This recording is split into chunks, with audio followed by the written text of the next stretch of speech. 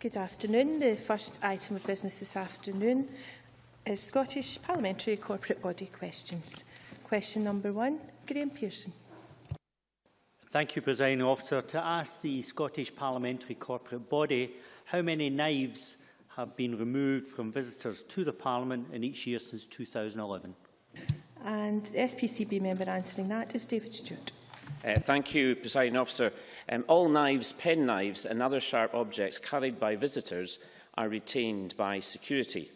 The total number of knives retained by security officers was 1,454 in 2011, 1,383 in 2012, 1,498 in 2013 and 85 so far this year. Knives that can be carried legally in a public place in Scotland are returned to the visitor on leaving the building. The number of knives surrendered to Police Scotland was 156 in 2011, 181 in 2012, 219 in 2013 and 10 so far this year.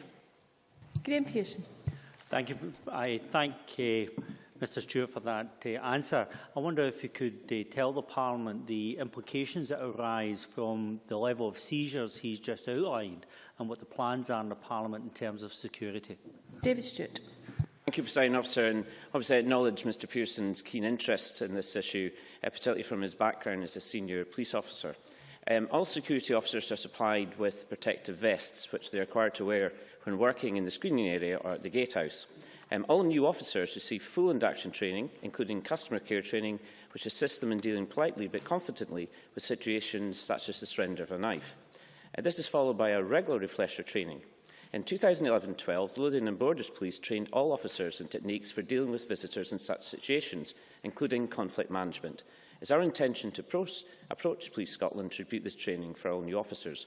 We obviously have close relationships with Police Scotland and the Fiscal Service, but I will ask officials to look carefully at the points made by the member. And finally, to get first-hand knowledge of this area, I'm going to spend some time with officers working in the screening area to gain a better understanding of day-to-day problems. Briefly, John Wilson. Thank you, Presiding Officer. To ask Mr Stewart, given the number of knives that are returned to visitors, can he state the reasons why the knives are confiscated in the first place? David Stewart. We will work very closely, Presiding Officer, with police and with the Fiscal to get accurate understanding of the legal position. Clearly, we hope to have good understandings with our visitors. Some visitors, of course, come from foreign parts where use of knives are quite a regular occurrence. We try and use common sense when it comes to dealing with our visitors, but clearly further training on the issues of the legality around this will be looked at along with the Fiscal Service and along with the police. Many thanks. Question number 2, Cara Hilton. To ask the Scottish Parliamentary Corporate Body what plans it has to promote access to parliamentary proceedings for people who are deaf or hard of hearing. David Stewart. Thank you, Presiding Officer. The corporate body already makes provision available for people who are deaf and hard of hearing to gain access to parliamentary proceedings. It is committed to engaging with all communities in Scotland and removing barriers to enable everyone to access the proceedings of the Scottish Parliament. Also, people who are deaf or hard of hearing and who wish to view proceedings in the Parliament can request a BSL interpreter or any other form of communication support, such as speech-to-text reporter or note-taker for a debate to a committee meeting. Any information produced by the Scottish Parliament can be translated into BSL on request, and many of the Parliament's videos use BSL and subtitles, for example on how to submit a public petition or appealing before a committee as a witness. Cara Hilton. That's very helpful. Could I ask, as a follow-up, what provision has been made for the subtitling of televised parliamentary debates to enable the deaf and hard of hearing in Scotland to follow the democratic process here in the Chamber? David Stewart. Presiding Officer, the Parliament has recently gone through a 3-month pilot to provide subtitles for First Minister's question time. Subtitles can be provided shortly after the official report becomes available when using the YouTube technology, which synthesises the official transcript with the actual video to provide a subtitled broadcast of proceedings. Having only recently discovered this technique, we are very pleased to have found a way in which we can offer the service to deaf and hard of hearing people. Following the success of the pilot, with positive feedback received from the deaf and hard of hearing groups, we now intend to continue to provide the service with a view to expanding it to cover other business in the Chamber, such as question time and perhaps debates of particular interest to the public. Officials are currently looking at the service will be delivered and will report to the corporate body with the report and recommendations in the future. I'd be happy to report back to the member on the progress once the corporate body has considered the proposal for the new service. Thank you. Question number 3, Patrick Harvey. Thank you. To ask the corporate body what consideration it has given to the future capacity needs of the Parliament in the event that it exercises significant additional powers. SPCB member Liam MacArthur. Thank you, Deputy Presiding Officer. It would be for the Parliament to determine its capacity needs before the SPCB could consider this matter in any detail. As Patrick Harvey will already know, the corporate body recently issued a document to all members summarising the relevant policies about the use of parliamentary resources in the run-up to the referendum. Our strategic plan also recognises the need to prepare for the support of parliamentary services that will require to be delivered post-referendum regardless of the result. We have tasked officials with that work, but do not expect to receive briefing until the result and any requirements of the Parliament are known. Patrick Harvey. Thank you. Indeed, until the range of possibilities is better understood, it would be difficult to make hard and fast decisions, but it seems likely that all political parties are going to be offering some form of progress. The bare minimum, it seems, would be additional requirement to run a wider range of committees, which would imply additional research and clerking capacity. It would have implications for budgets and physical space. At the other end of the spectrum, we might even need to be looking at a second chamber. I wonder if the corporate bodies noticed that just across the road there's a large underused building which already owned by Scottish ministers, which could entertain a little democratic use in future. I'm sure we could allocate a couple of rooms spare in case Her Majesty wanted to stay over from time to time anyway. Can I encourage the corporate body to examine this option? After all, it's never too soon to start measuring up for carpets and curtains. Liam MacArthur. I think I thank Patrick Harvey for his supplementary question. I noted a ripple of Republican fervour across the chamber there. As he says, as he rightly acknowledges, it is difficult to make any hard and fast decisions. But as you'll be aware, even in recent times, the corporate body has been responsible for looking at ways of accommodating the changed requirements of parliamentary business. For example, in relation to the referendum bill, the welfare reform bill, additional capacity had to be put in place to support that, against the backdrop of some fairly difficult decisions in terms of overall staffing within the Parliament. And I think I would want to take the opportunity to put on record the corporate body's gratitude to the staff for the way in which they've handled that. I think, as I said earlier on, officials have been tasked with looking at a range of options there. I think Patrick Harvey's absolutely right. It's not simply around clerking and budgets. There are issues potentially around capacity, and we've already had to bump up against some of those in recent months. Nevertheless, I think in terms of any final decisions, those will have to await greater clarity in terms of the outcome. I think in terms of his final suggestion, I'll throw it into the mix, but I wouldn't be confident necessarily it will get a great deal of support. Thank you. Thank you. Question number 4, Stuart Stevenson. To ask the Scottish Parliamentary Corporate Body what consideration it is given to making greater use of open source software. David Stewart. Thank you, Presiding Officer. The corporate body is making use of a number of open source software products within the IT network, and will continue to evaluate products on their merits as new requirements emerge. Stuart Stevenson. Is the corporate body aware that jurisdictions around the world, I think, for example, of the European Parliament's use of JAHIA's content management system, are moving to use more open source? Given the quality benefits arising from open scrutiny of source code and the potential for financial saving from adoption of open source programmes, can we look to test some selected software with members with a view to a wider rollout later if they prove satisfactory? David Stewart. Presiding Officer, I know that Mr Siemens has got wide experience in the area, I think having done 30 years in IT and the banking service. I think he's right to say that open software approaches are developed in a much more open manner by like-minded people. You can see the programming code. It's generally free to use, and some would argue are more robust. And also is an argument there's more minds to solve problems. However, to date, no new contracts have been awarded for open source products. The procurement procedures followed by the corporate body ensure that the selection criteria are published in advance of any submission, and they're based on outcomes and outputs that need to be achieved. This leaves suppliers open to propose how they will be achieved and what solution they believe best meets our criteria. Thank you. Question number 5, John Wilson. Thank you, Presiding Officer. To ask the Scottish Parliamentary Corporate Body what measures it is taking to prevent illegal access to the Scottish Parliament website and other data sources, particularly members' email accounts. David Stewart. Thank you, Presiding Officer. The corporate body is aware of the importance of information security and takes the security of the Parliament network and our information assets very seriously indeed. In order to ensure the appropriate levels of confidentiality and integrity are maintained, we employ a risk-based approach and combine this with multiple layers of security technologies to maintain the balance between security and ease of access. John Wilson. I thank the member for that response. Can the member clarify the nature of these external threats? Are they from individuals or government agencies in regards to unauthorised access?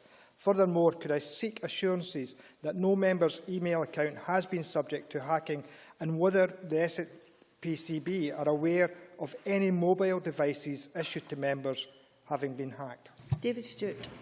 Thank you, Presiding Officer. I think Mr Wilson makes some very good points. Could I say in the wider context, as with other aspects of security, we take security very seriously and get regular advice from obviously Police Scotland, generally the security services, and we also look at the National Technical Authority for Information Assurance. Threat levels are clearly a big problem for us. I think the concerns we have are not so much about geographic areas, but individuals within these. For example, there's real concerns about hacking going on based from China and based from Russia. However, our officials take external security advice. We have to realise that we are a big target as far as public sectors are concerned, but I'm convinced that we've got a rigorous approach to security, and as always, we'll get advice from the experts within the security services. Question number 6, Richard Lyon. Thank you, Presiding Officer. To ask the Scottish Parliamentary Corporate Body, in light of a member of the public recently accessing the Parliament's roof, whether it plans to implement extra security measures. David Stewart. Presiding Officer, we constantly review our security measures and, where appropriate, seek to make adjustments. We do not, however, consider the incident on the 20th of February to be a breach of Parliament's security. At no point was access gained to the Parliament's interior, and the incident was handled by the police unit as an antisocial behaviour matter. We are looking at the exterior of the Canongate building where the individual climbed up to see if further practical measures can be added to prevent climbing. Richard Lyle. I thank Mr Stewart for that answer. Can he advise me who regularly reviews security within Parliament, and are any meetings held with Police Scotland to review security of this Parliament? David Stewart. Yes, we obviously have a police unit based within this building. We have very close relationships with Police Scotland, and as I said in answer to my previous question, we obviously take general advice from security services. The member will know that we currently have extensive electronic security systems in place, including perimeter intruder detectors and CCTV. I'm calling question number 7, Christine Graham, but I do need short questions and answers. Christine Graham. To ask the Scottish Parliament's corporate body what facilities are available for the showing of documentary films. Linda Fabiani. There are facilities available for showing documentary films, but the facilities used would be dependent on specific requirements. It's always best to get as much notice as possible so that these specific requirements can be met. Christine Graham. Thank you, Deputy Presiding Officer, and thank you, corporate body. I do endeavour to give you decent notice, but on 2 occasions I've screened documentary films on Lockerbie and the conviction of Abdel Bassett al-Megrahi, and all I've had is a conventional monitor, which was difficult for the audience to see or hear clearly. Can I ask that we have more suitable screening facilities, and if you concur to this request, I undertake not to request a popcorn machine. Linda Fabiani. I am aware of this and what happened, but I understand that it was straight after a committee meeting that the last time this happened, and that there was no time to change the layout of the room, which precluded using some of the larger screens. We will always try and take this on board and will reflect on what the member has said. But to give an example, we had an excellent documentary film shown last week in the Garden Lobby, courtesy of James Dornan, my colleague, Barefoot in Business, about women in Uganda. So yes, we do have the facilities. We try to suit them where required. Given notice, we will do our best. Thank you very much. I apologise to John Mason, but I'm afraid we have to move on now to the next item of business, and I'll allow a few seconds for members to move places.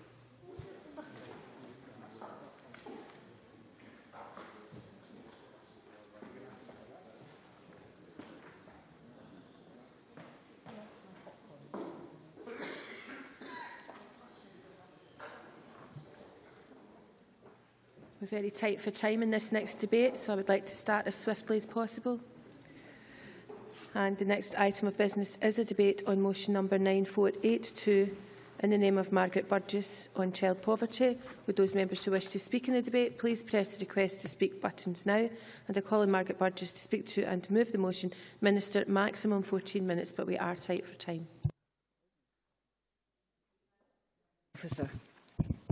I welcome the opportunity to open today's debate on tackling child poverty and inequality in Scotland. As a government, we are determined to address the root causes of poverty and to help individuals and families overcome the barriers that prevent them from achieving their potential. I am sure we are all aware of people in our constituencies who are experiencing hardship, and it's absolutely unacceptable that anyone in a country as prosperous as Scotland should be living in poverty. Scotland is a wealthy nation. We are energy rich, our workforce is highly skilled, our reputation for innovation is long established, and Scotland's businesses are competing at the highest levels worldwide. Yet too many people and communities are trapped in poverty. People who are struggling to pay housing costs, people who need to rely on food banks, and people who are finding it almost impossible to make ends meet. And in last year's annual report on the strategy, I was struck by the comments of a woman using a surviving poverty project. She said, "Just not being able to do things. My bairns' pals are getting to do this and mine can't. I do try to explain to them sometimes, especially my oldest.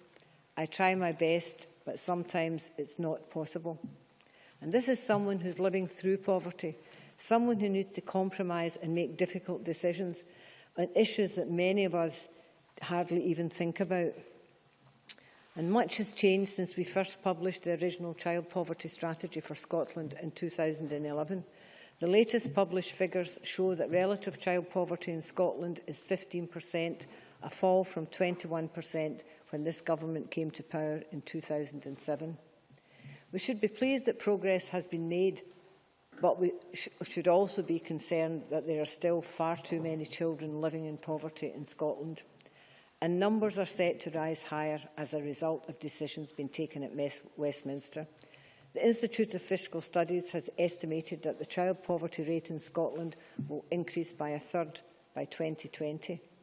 This means that an additional 50,000 children will be living in poverty as a direct result of the UK Government's welfare reforms. And when housing costs are taken into account, this figure could be as high as 100,000. This will reverse the good progress made in recent years in reducing child poverty. And the Institute of Fiscal Studies are not the only organisation to make such a dismal prediction. Scotland's Outlook, the campaign by Scottish charities fighting poverty, in which we debated in the Chamber just last evening, highlights the hundreds of thousands of people being battered by welfare reforms and a rising cost of living. And only last week, the Child Poverty Action Group published Poverty in Scotland 2014, which also illustrates rising poverty levels. And to this, the most recent figures from the Trussell Trust, which indicate over 56,000 visits have been made to their food banks since April, and we have an extremely worrying picture. It was against this backdrop that on the 10th of March we published the revised Child Poverty Strategy for Scotland. This strategy outlines our approach to tackling the long-term drivers of poverty and income inequality over the next 3 years by maintaining a focus on early intervention and prevention. We have worked closely with the Ministerial Advisory Group on Child Poverty and stakeholders who strongly support our overall approach, which is set out under 3 main headings: pockets, maximising household resources; prospects, improving children's well-being and life chances; and places, children from low-income households should live in well-designed, sustainable homes and communities. The revised strategy outlines the actions we are already taking under each of these areas. In order to reduce pressure on household budgets and put more money in people's pockets, we are defending and extending certain core universal services, rights and benefits through the social wage. This includes abolition of tuition fees, free prescriptions and eye examinations, freezing council tax, paying the living wage to all staff covered by the public sector pay policy, and encouraging other employers to follow our lead. And we are increasing the provision of free nursery education to 600 hours a year for 3- and 4-year-olds and for the most vulnerable 2-year-olds. The Scottish Government has recently announced the extension of our childcare offer of 600 hours per year to 2-year-olds in workless households from August 2014 and to 2-year-olds who would be eligible for free school meals from August 2015. In addition, as the motion sets out, entitlement to free school lunches will be extended to primaries 1 to 3 children in Scotland from January 2015. Not only will this save families throughout Scotland around £330 a year per child that takes the meal every day, it removes any possibility of free school meals being a source of stigma and will encourage healthy eating habits. We hope it will result in an increase in the take-up of school meals by children already entitled. I'll give way. Kezia Dugdale. I thank the Minister for giving way. I wonder if she might use some of the time she's got to respond to concerns from COSLA about the degree to which free school meals and the 600 hours offer has not been funded appropriately. Minister. We are currently in discussion with COSLA. There is a will from the Scottish Government and from COSLA and from all local authorities to make this work. The 600 hours is something that we've all agreed to. We know the benefits of it, as are the free school meals. We are listening to COSLA, we're talking to COSLA and ensuring that any difficulties they identify that we can work together and resolve, but we're absolutely determined that this policy will go ahead as it does help reduce poverty in Scotland. In order to improve the prospects of children and young people, we are committed to raising attainment for all and closing the gap between children who are the most and least advantaged. For example, our literacy action plan is raising literacy standards for all and breaking the link between deprivation and poor literacy skills. As part of our focus on early intervention and prevention, the Early Years Task Force is coordinating action across government and the wider public sector to ensure that early years spending is prioritised.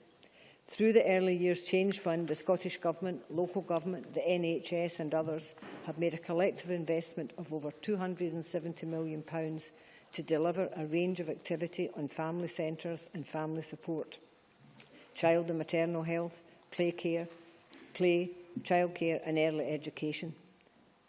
To deliver well-designed, sustainable places, we recognise that the changes required to be made will only be achieved when communities themselves play a part in delivering change.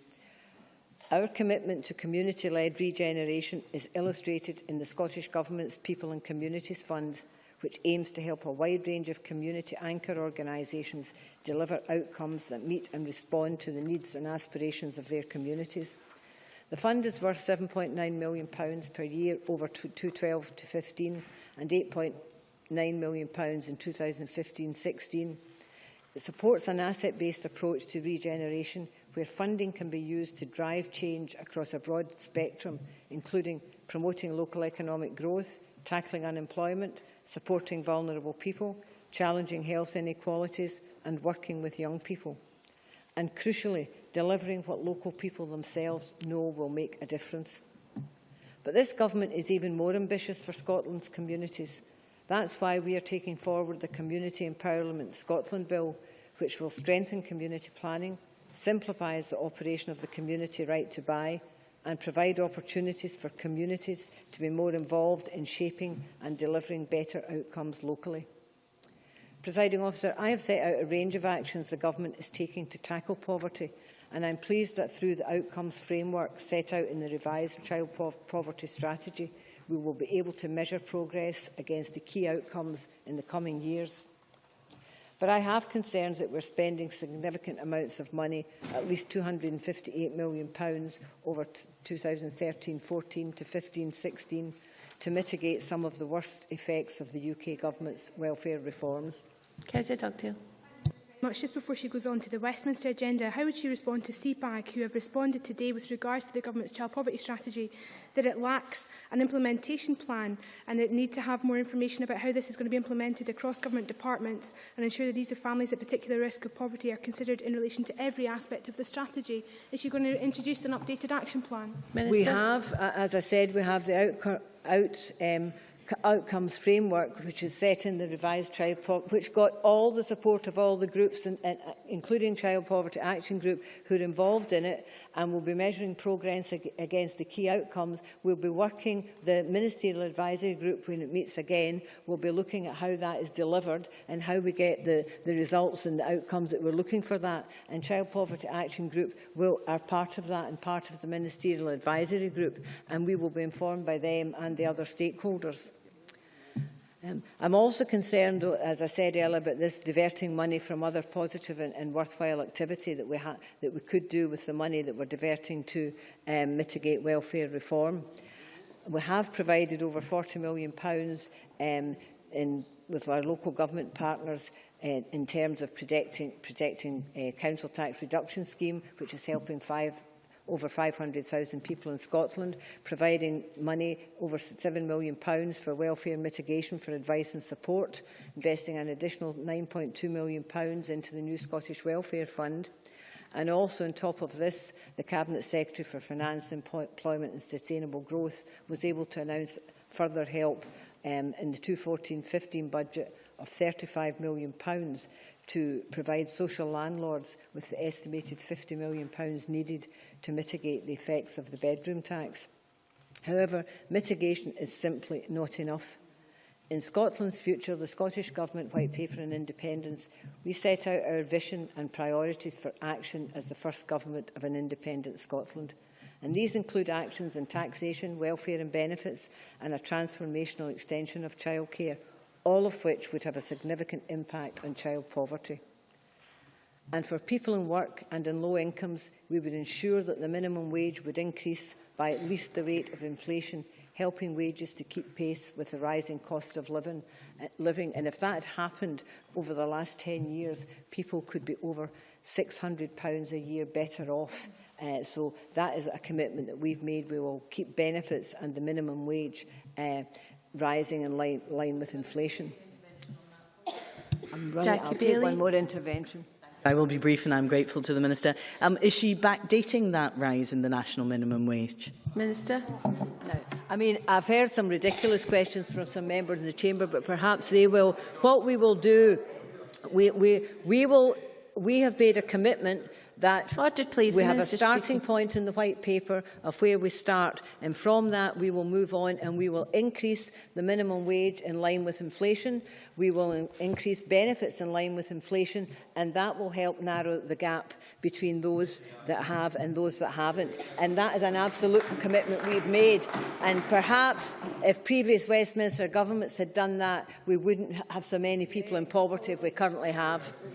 We also set out immediate priorities for change in welfare arrangements. We are committed to abolishing the bedroom tax within the first year of an independent Scottish Parliament, halting the rollout of universal credit and personal independence payment, both of which are a chaotic shambles, ensuring that benefits in Scotland increase in line with inflation, as I said, reviewing the conditionality and sanctions regime, which we know is causing real hardship to very many of our citizens just now, reviewing the assessment processes for disability-related benefits in order to bring back some faith in these systems.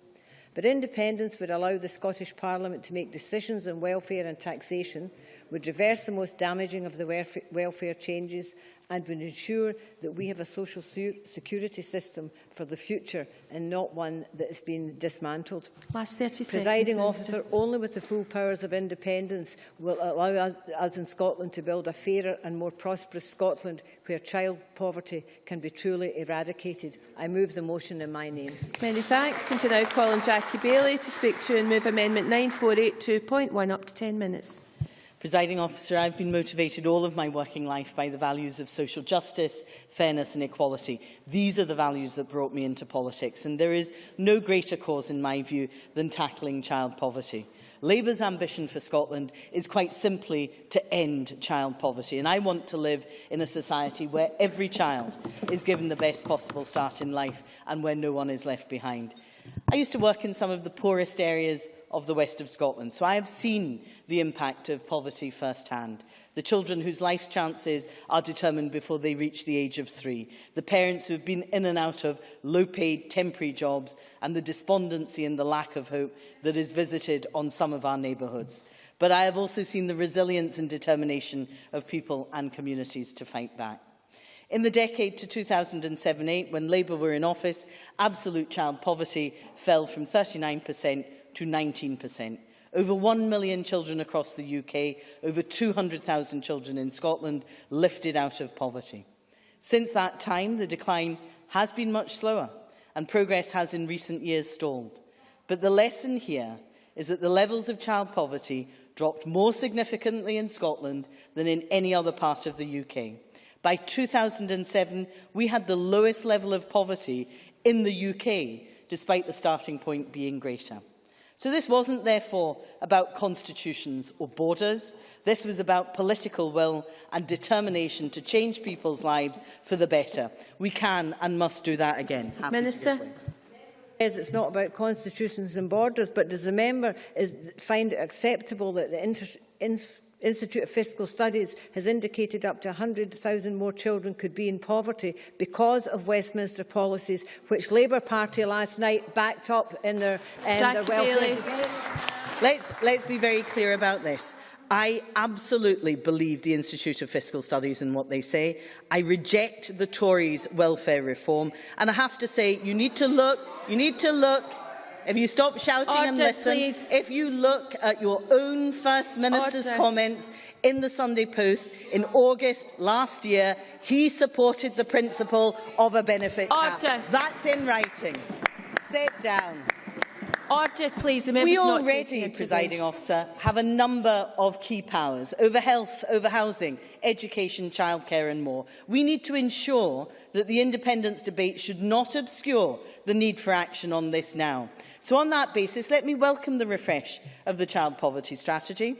They say that imitation is the sincerest form of flattery, and I am flattered, because I recognise the prospects, pockets and places approach.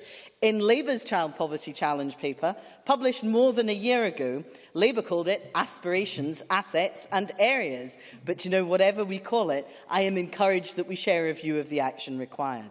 My frustration with the SNP's previous strategy was not the content, but the lack of implementation. No targets, no framework to measure success, no shared ownership across and at all levels of government. And I regret to say the same appears to be happening again. We see a strategy, but where is the action plan? Where are the resources? Where is the monitoring framework? I am told that the monitoring framework won't be coming till perhaps after the referendum. Who's going to coordinate this across government? Do you know, a strategy that gathers dust is no strategy at all. And let me say as gently as I can to the Minister, recycling funding announcements really lacks ambition. Now, 2.5 million going into projects that provide advice to help tackle poverty is always welcome. The spin suggested this was something new. The reality is that this is existing funding for services already provided. The reality is that this amounts to a paltry sum of 15 pence per week for every child in poverty in Scotland. The reality is that the SNP will spend more on their white paper on independence in 1 year than the funding they announced to coincide with the child poverty strategy. What a lack of ambition, but it perhaps demonstrates where the SNP's priorities lie. And if you need any more evidence of that, Presiding Officer, look at the white paper. In the 177,000 words, 4 mentions of child poverty, 9 mentions of flags, 31 mentions of borders, 1,200 mentions of independence, and even Strictly Come Dancing gets just 1 less mention than child poverty. And you know, my frustration with this lack of action is that there is much we can do. Childcare is, of course, devolved. Much of the existing childcare offer is aimed at those over 3 years old, and I welcome the further improvements proposed for childcare, but we do need to focus more attention on the 0 to 3 age group, working with parents too, because we know that makes a difference to their life chances. And we need to do it now, not at some point post-2016. The scale of the challenge we face is increasing, and I absolutely associate myself with the Minister's comments about the number of children likely to face poverty due to welfare cuts proposed by the Tories. But this isn't a failure of the Constitution, this is a failure of politics, and you'll forgive me for saying that, but we can vote you out, and that's exactly what we should do. Let me turn to in-work poverty, which is rising. We know that prices in the last 5 years have risen by something like 25%, at the same time as wages have declined in real terms. We are facing a cost of living crisis not seen for decades. So yes, whilst I want to see a welfare state that provides adequate levels of support, I also want us to make sure that work pays. It was Labour that introduced the national minimum wage. It is Labour that's led the argument for the living wage in the Parliament. The SNP say they share our ambition, and I hope they do. So let's use the procurement bill as a real opportunity to build positive measures like the living wage, removing zero-hours contracts, having equal pay audits, into the £10 billion we spend each year on public sector contracts. The Cabinet Secretary rejected all of our amendments at stage 2, but you know, I am an eternal optimist, and I hope, perhaps at stage 3, we might see some progress. Because we know that poor employment practices, we know that poor employment practices have a disproportionate effect on women. Almost 64% of those paid less than the living wage are women. They're also more likely to be on zero-hours contracts and in part-time work, so this could make a huge difference. I give way to the member and invite her to tell me why we can't do this. Annabel Ewing. Grateful to the member for giving way. On the issue of the procurement and the point that the member makes again, I would say, does the member now have legal advice that supports her position? Because we would all like to see it. I think we've had the old legal advice which doesn't support her position. Is there something new? Jackie Bailey. Thank you. Yes, we do, and this has been provided to you. Why can't we work together to make such a key difference if we agree? But you know, Presiding Officer, for the SNP the answer is independence, whatever the question. When Labour were creating the welfare state, the answer for the SNP was independence. When Labour were delivering the national minimum wage, the answer from the SNP was independence. When Labour, more than a year ago, called for the full mitigation of the bedroom tax, the answer from the SNP was independence. The government has failed time and time again to use the powers they already have, and where power has been devolved to them, as with the Scottish Welfare Fund, they've proved singularly incompetent at getting the money out of the door. And all this at a time when need is self-evident. People are queuing for food banks. We have underspends in the Scottish Welfare Fund. And it's not just the Welfare Fund, Presiding Officer. The fuel poverty budget is underspent. This at a time when fuel poverty is hitting 900,000 households. The SNP have stripped more than £1 billion from budgets that have helped to tackle poverty. Money for housing has been cut. Public services have been decimated. Now, we hear much from the SNP about the better welfare system we will have in an independent Scotland. What they don't explain is how this will be paid for. We currently have a deficit of £12 billion a year, a deficit that is projected to rise. To close that gap, we will need to cut services by as much as 12% or have tax rises of about 13%. There's no getting away from that, but there's no explanation by the SNP about how they'll do that. Instead, they want to reduce corporation tax for big business by 3 pence more than even George Osborne. Add that to the SNP's refusal to back Labour's proposal to reinstate the 50% rate of tax for high-income earners. Nothing progressive about them. This is a tax-cutting government which talks the talk about better welfare, but cannot begin to tell us how that would be funded. Presiding Officer, you just cannot have Scandinavian-style welfare on the basis of US-style levels of taxation. The sums just don't add up. Presiding Officer, Labour has a proud record. We brought forward the Child Poverty Act of 2010 to end the scandal of child poverty. Labour will always frame the debate around our values of social justice, fairness and equality. The SNP always frame the debate around nationalism. That's the difference. Our ambition is to end child poverty. Their ambition is to end the union. Thank you. Now calling Liz Smith to speak to and move Amendment 9482.3. Maximum 6 minutes, please. Thank you, Deputy Presiding Officer. I don't think anyone could possibly doubt the very profound effect of child poverty, not just on the child, but on the family and on the country at large. And notwithstanding the fact that child poverty is at its lowest level since the current measures were devised in 1994, and the fact that there has been a fall in both absolute and relative child poverty across the UK since 1998, the statistics about the extent of the social, economic and educational predicament in which those in poverty find themselves are stark, and they are an embarrassment to us all, whichever party we represent. And so too the Scottish Government, in my opinion, is correct to promote its revised strategy with its key points. I take the point that Jackie Bailey has just made about the importance of ensuring that that strategy is backed up. But in terms of the rest of the Scottish Government motion, you'll not be surprised to hear that we will take a different context. But let me begin my remarks by recognising the aspects of the Scottish Government's policy where we do agree. We said very clearly at the time of the Children and Young People's Bill that we agreed with the general direction of the early years policy, the effect of which is absolutely crucial when it comes to tackling child poverty in its earliest stages. There is no dispute whatsoever about the evidence which proves this point, and it relates directly to the attainment gap, about which I'll say just a bit more in a minute. The referendum debate aside, I think one of the most interesting debates in Scottish politics just now is about which social and economic policy should be implemented on a universal basis and which should not. Because if we are all honest about this, all political parties are struggling with that debate. Which criteria should be used to decide how best to spend very scarce resources? Now, we might like in theory to say that we can support universal support on as wide a policy basis as possible. But we know only too well that the hardest challenge in politics is to decide which policies will have a priority, and that's where all the parties in this chamber will to some extent divide. So what is the context of addressing child poverty as far as the Conservatives see their priorities?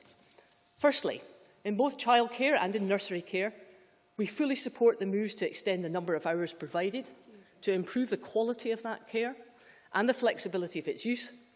But I ask once again for the Scottish Government to have another think about the policy which sees the practice of funding nursery provision from the term after the child turns 3, because it's painfully obvious that that is discriminating against children who are born in September to February. And I've yet to hear an acceptable explanation of how that sits with other Scottish Government policies, which in this area I would compliment. But let me turn to the issue about the basis for deciding the criteria which should underpin a universal approach. And for me, this should be partly determined by the strength of the evidence relating to the outcomes.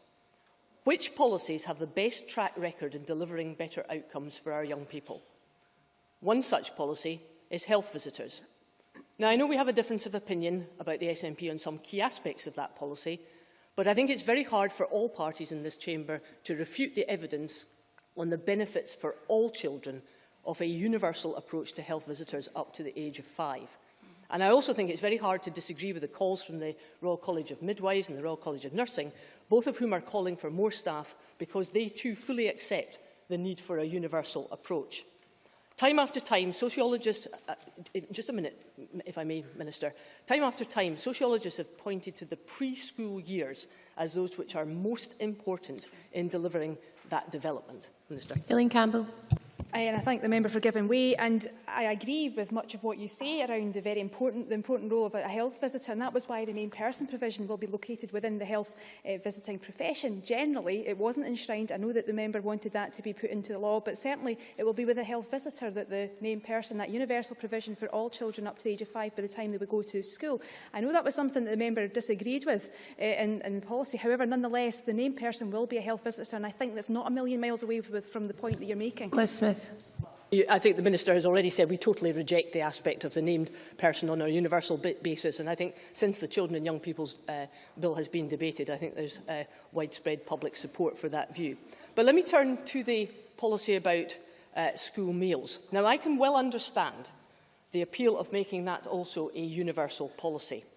But when tough choices have to be made elsewhere, and I think we all have to admit they do, and where some local authorities are already very clear indeed that the financial commitment made by the Scottish Government is seriously short of the required levels, I question the wisdom of not adopting a more targeted approach to help those most in need. Final minute. The evidence presented to a previous Education Committee in this Parliament was not conclusive about free school lunches. Indeed, there were many who argued that the better policy might have been breakfast, which were provided to the most vulnerable children. And as we know from 2008, the powers which are available to local authorities to implement the free school meals policy were not widely taken up because of the huge implications for resources. And at the moment, Minister, we have 6 local authorities coming back with figures about the implementation of free school meals that is way over the 13 million that you have promised. But, Presiding Officer, this is a debate about the best social and economic policies which are designed to help this whole process. For the Conservatives, it is about ensuring that people are in work, because in work it pays. It helps young children of all different backgrounds. And I think instead of having a constitutional debate about whether it's Westminster or Holyrood's getting the right policy, it should be about a complementary policy that has both governments working in tandem. So I move the motion in my name. Thank you very much. And I now call Liam MacArthur to speak to and move Amendment 9482.2, maximum 6 minutes. Thank you, Deputy Presiding Officer. Let me start by making clear Scottish Liberal Democrats welcome and support the action plan on child poverty required under the UK Child Poverty Act. The key strands of maximising household resources, improving children's well-being and life chances, and providing a focus on the importance of place, the physical, social and economic environment in which our children grow up, are all fair, sensible and appropriate. It's an approach I support, though it is disappointing that neither the Minister's motion nor much of her speech detailed what this would mean in practice. Instead, we've been treated to the same old arguments about breaking up the UK and how Westminster is the root of all evil. Even these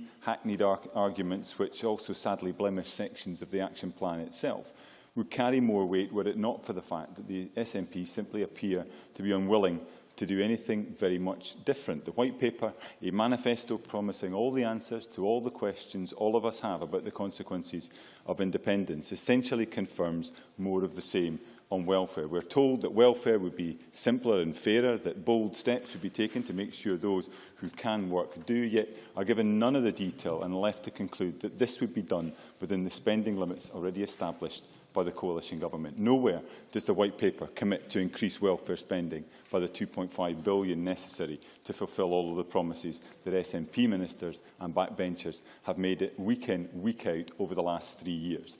There isn't even space within the weighty tome for an explanation of how the SNP plan to deliver the increase in child benefit for those people earning over £60,000 per year, which they made when requiring Parliament to support motion S4M 05521. I recall that debate very well. Tears of joy were rolling down the cheeks of Ken McIntosh, who has suffered perhaps more than many from this change to the benefits for better-off parents.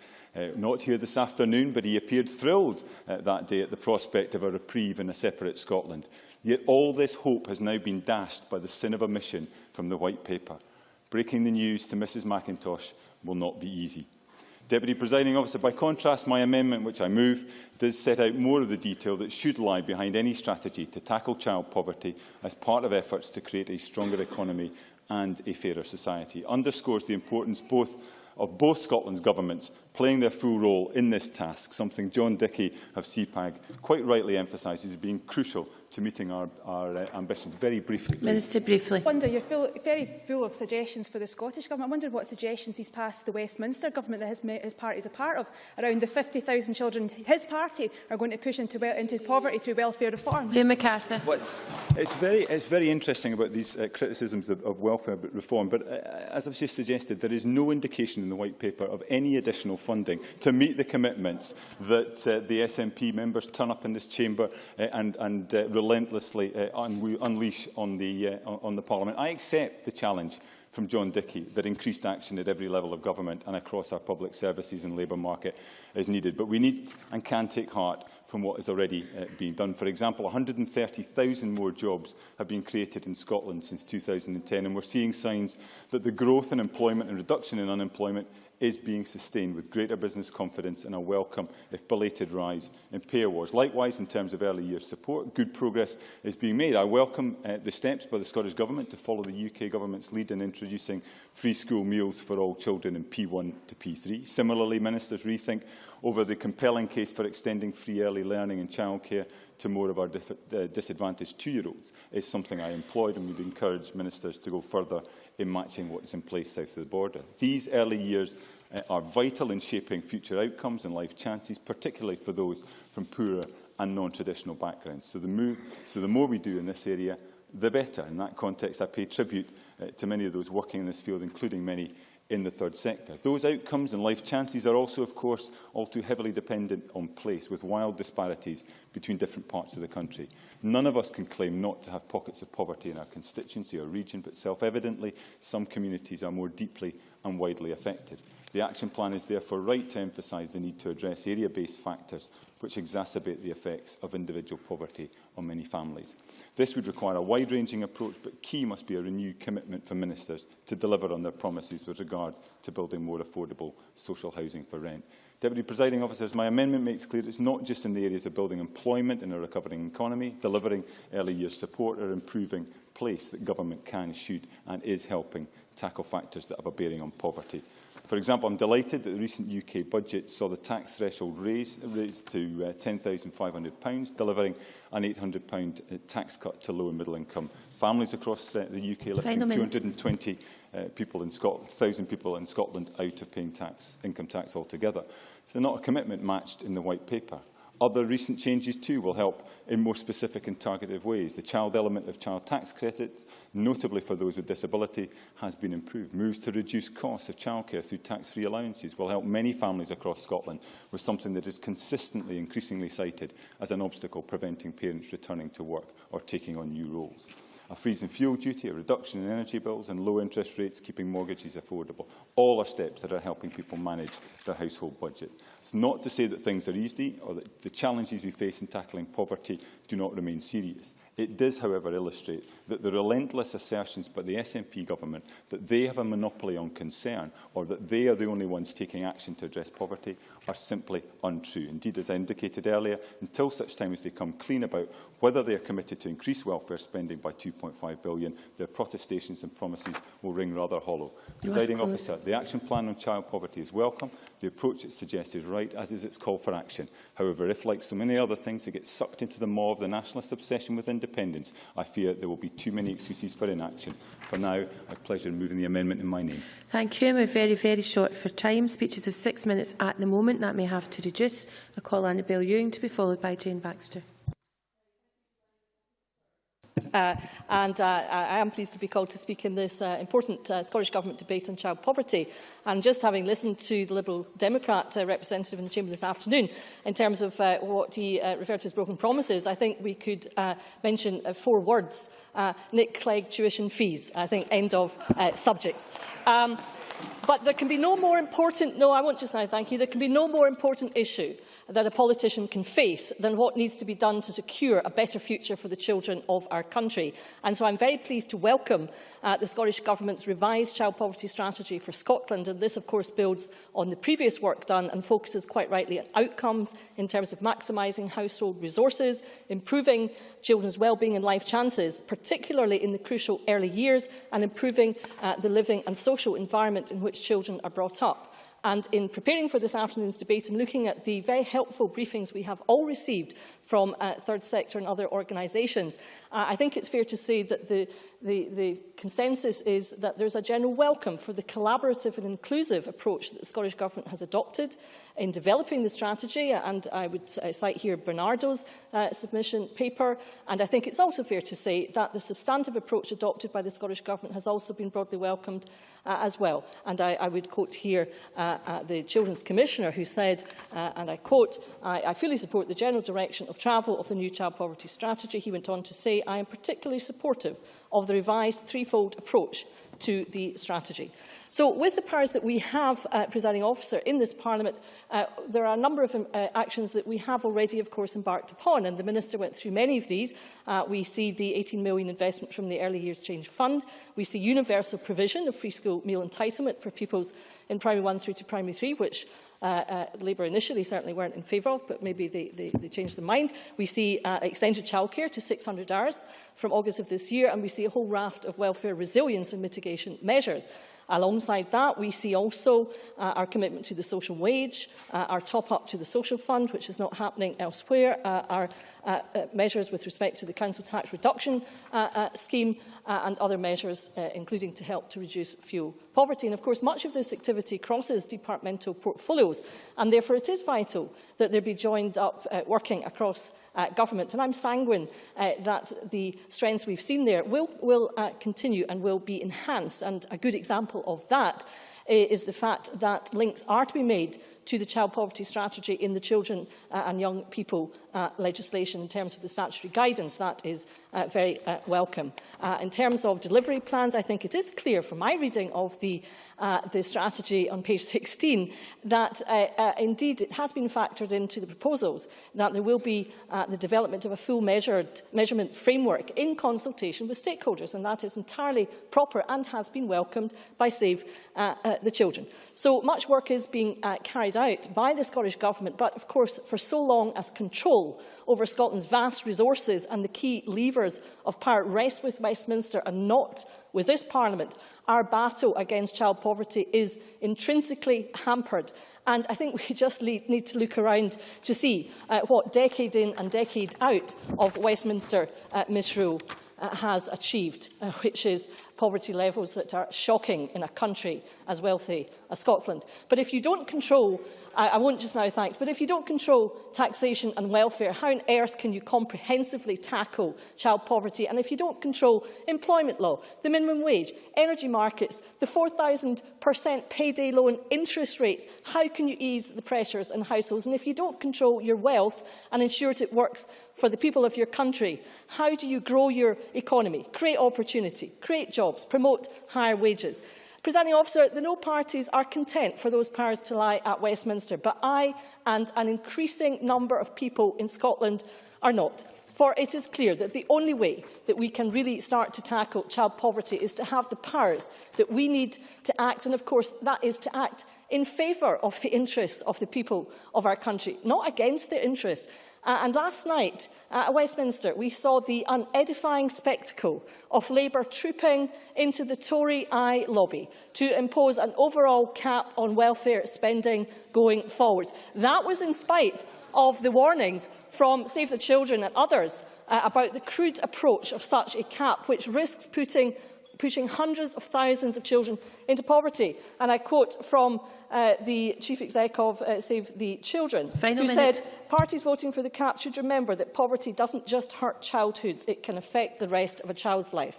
So whilst the poorest children, families, the vulnerable, the disabled are to be targeted by Labour and their friends, the Tories, the no parties together are quite happy to see £100 billion spent on nuclear weapons. Presiding Officer, that is just not right. And for the sake of Scotland's children, I would say let's get the powers we need to do right by them.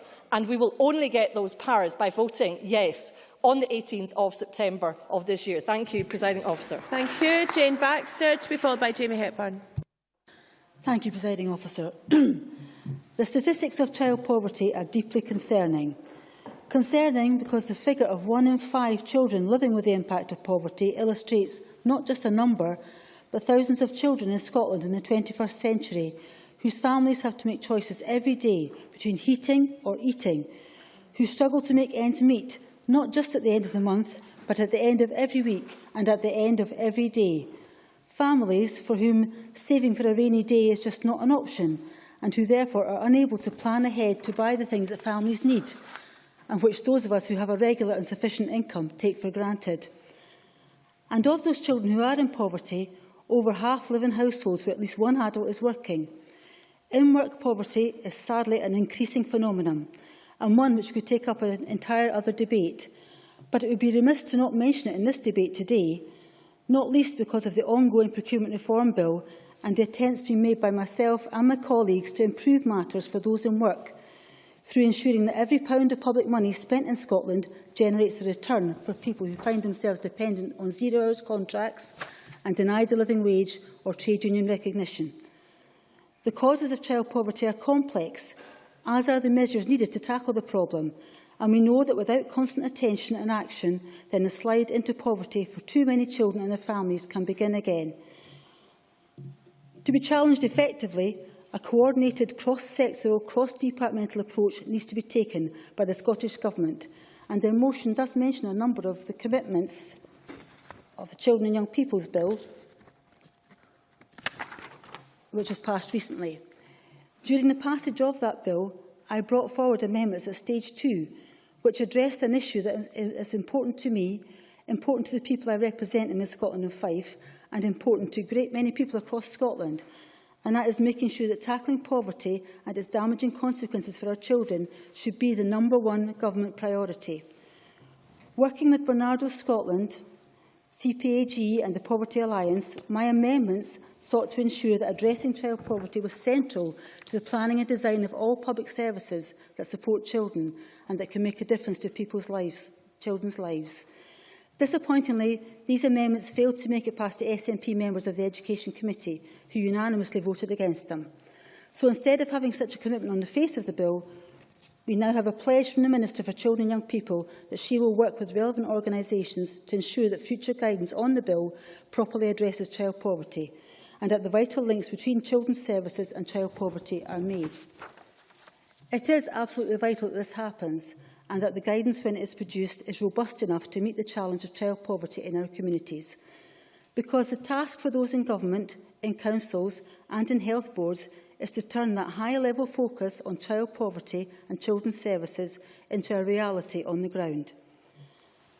There is little reference to the role of local authorities in this strategy, and Children in Scotland have highlighted the need for a clear delivery plan for the strategy. Fortunately, there are examples of best practice for us to build upon, and I hope they will be considered carefully by the Scottish Government. I'd like to draw the Minister's attention to just one of these today.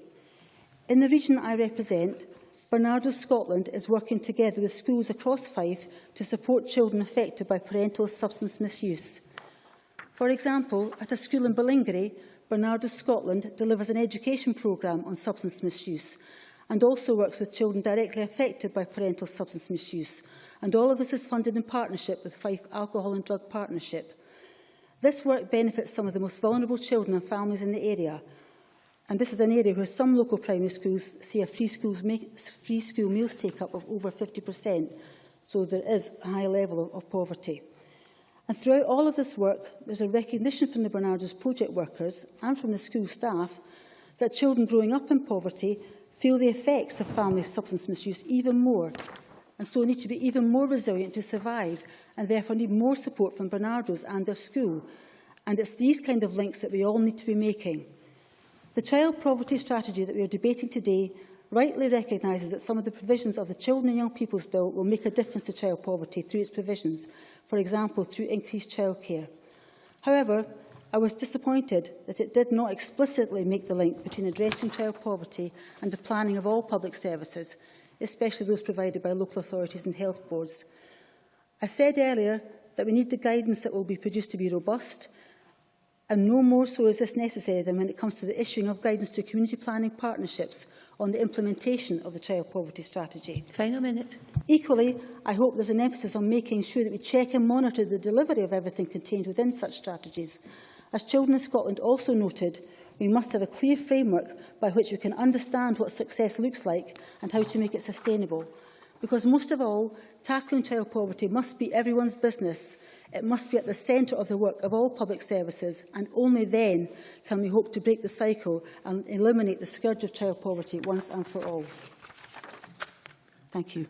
Many thanks. Call Jamie Hepburn to be followed by Siobhan McMahon.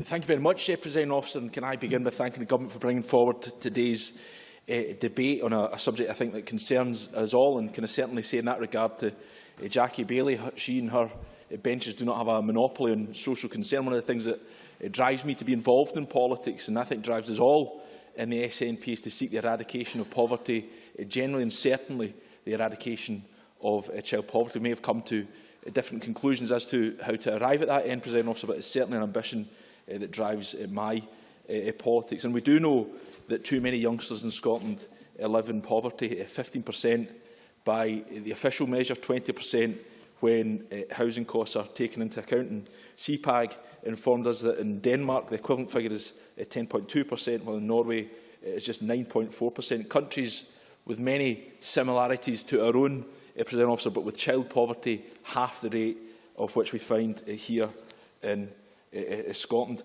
And I think the effects of poverty on childhood are well understood. That Annabel Ewing made this point well, and CPAG also talk about that in their briefing about how children from poor houses are more likely to experience low birth weight, chronic illness and mental health problems.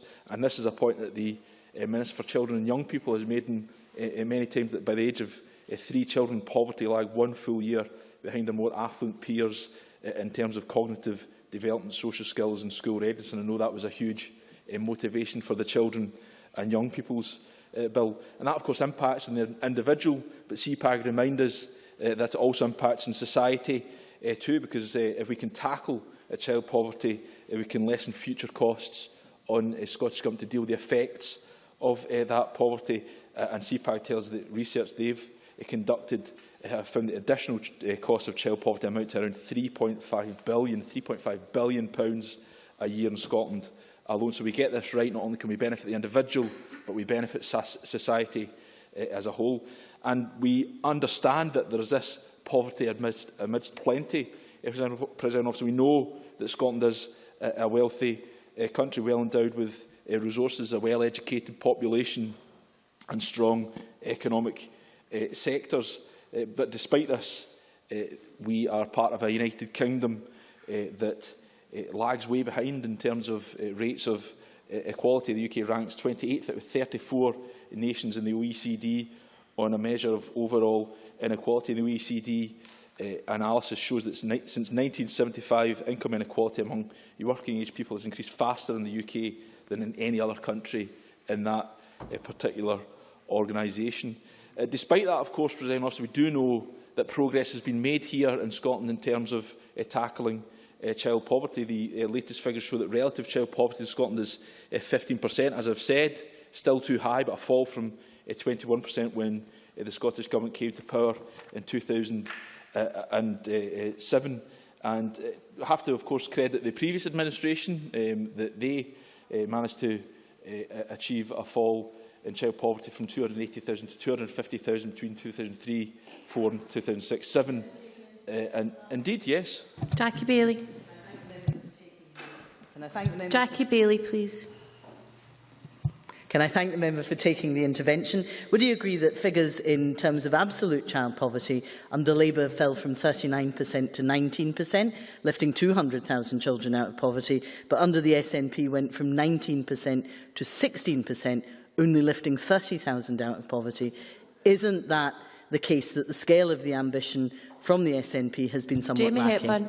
Well, I would never accept that the scale of this Scottish Government, which has just passed, I think, an outstanding children and young people bill that will make a huge impact on the lives of children in this country, is lacking. And I was going to make the point, if Ms Billy will let me, that whilst I did welcome, I thought I was being rather generous in welcoming the progress that was made under the previous administration, that it has actually gone further in terms of tackling relative poverty under this Scottish Government. The Child Poverty Action Group, though, of course, make the point that much of this progress is now going to be stymied by the impact of the welfare reforms and austerity agenda of the UK Government, and they suggest that there will be 100,000 more children living in poverty by 2020, a point also of concern for the Commissioner for Children and Young People in his briefing to us. That's 100,000 more children expected to live in soul-destroying, grinding, abject poverty in just 6 years' time, Presiding Officer. And no wonder when we see of the £4.5 billion being withdrawn from the Scottish economy and welfare reforms by the UK Government, £1 billion relates directly to children here in Scotland. I thought it was interesting to hear Jackie Baillie make the claim that £1 billion has been removed in funding from poverty initiatives. She must know that that is not the case. The way it has been resourced has changed. It is now given directly to local government. And in terms of local government funding, we know that the Labour President of COSLA has welcomed the funding that has been given to local government as better than is happening elsewhere on these islands. I want to close on one final thing, President Officer. I had hoped to refer to the welfare cap, the disgraceful welfare cap vote we saw yesterday with Labour backing it, but I don't have time. But no, I'm afraid what you we don't. see You must close. Just now, President Officer, is a UK government that's determined to redraw the measures of child poverty rather than tackle child poverty. We have to get out of that morass. I remind members speeches up to 6 minutes. Siobhan McMahon to be followed by Christine Graham. Thank you, Deputy Presiding Officer. As the Bernard of Scotland briefing states, all parties in the Parliament share a commitment to making Scotland the best place in the world for children to grow up. However, for many children in Scotland, the biggest challenge to this will come from growing up in poverty. The briefing goes on to say, with over 1 in 5 children in Scotland growing up in poverty, there is still a long way to go to achieve the vision of making Scotland the best place in the world to grow up.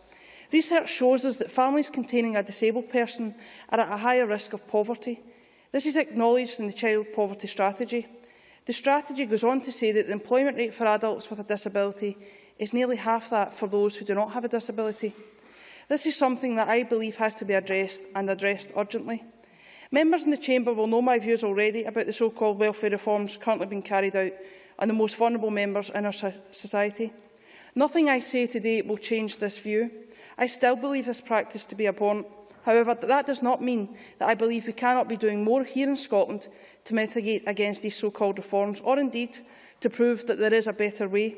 We can do this by removing some of the barriers disabled people face when trying to gain employment. As the Child Poverty Strategy states, the Scottish Government's purpose is to create a more successful country with opportunities for all in Scotland to flourish through sustainable economic growth. To achieve this, we need to break the cycles of poverty, deprivation, unemployment, health inequalities and poor educational attainment, which have become deeply embedded in our society, particularly in our disadvantaged communities. If the Government are to fulfil this, then I believe they need to tackle the inherent disadvantages contained within the Modern Apprenticeship programme. We know that disabled people take up less than 0.5% of all apprenticeship places, and yet the Scottish Government have no policy to address this fundamental flaw in the scheme. We have the powers today to change employment opportunities for disabled people now, to give them and their children the future they deserve. It would be wrong to hide behind the welfare debate and use that as an excuse not to do anything. That is why I am calling on the Government to put in place an employment strategy now that would fulfil the statement I read out previously.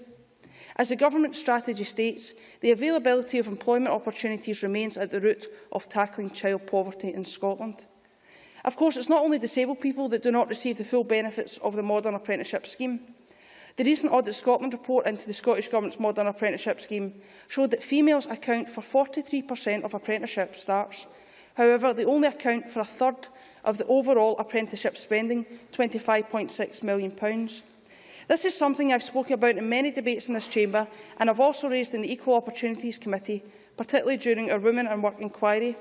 We cannot address the gender inequalities in our society if government policy reinforces those very same inequalities. I understand that this is an unintended consequence. of the policy. However, I would reiterate the point I made regarding the opportunities for disabled people. Bob Doris. I appreciate the member giving way. In terms of gender inequalities, the member mentioned modern apprenticeships, and I can't quite get the number right, but the number of female apprentices under this government has either doubled or quadrupled. My apologies for not knowing whether it's doubled or quadrupled, but would you not welcome that? I'm glad that you think that's funny, Mr Doris. The point that was getting made was the spending that is getting put on females is less than males, and therefore they're not making it through to 3, 4 and 5. So it doesn't matter that you're getting more through the door, it's what's happening to them at 3, 4 and 5. But if you can't see that, then that's a problem for you, not for me. As I said, we all need a joined-up approach to this problem. On your feet, please. It is all very well and good for the government to talk about flexible childcare. No, because I've addressed your point, so you can sit back down and I can carry on. If it's all very well and good... Please sit down now, thank you. To talk about flexible childcare and the Child and Young People's Bill in relation to measures they use to tackle child poverty, but if the employment opportunities for the mothers of these children are limited by government schemes, then we need to address this and fix it now. One of the 3 outcomes contained within the strategy is improving children's wellbeing and life chances. Further to this, the strategy states that we continue to aspire to a Scotland where no child is disadvantaged by poverty.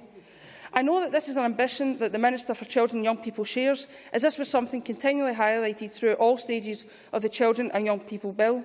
In fact, it was one of the reasons the Minister could not accept my amendments in relation to the rights for disabled children. Although I didn't agree with the Minister, I respect her view.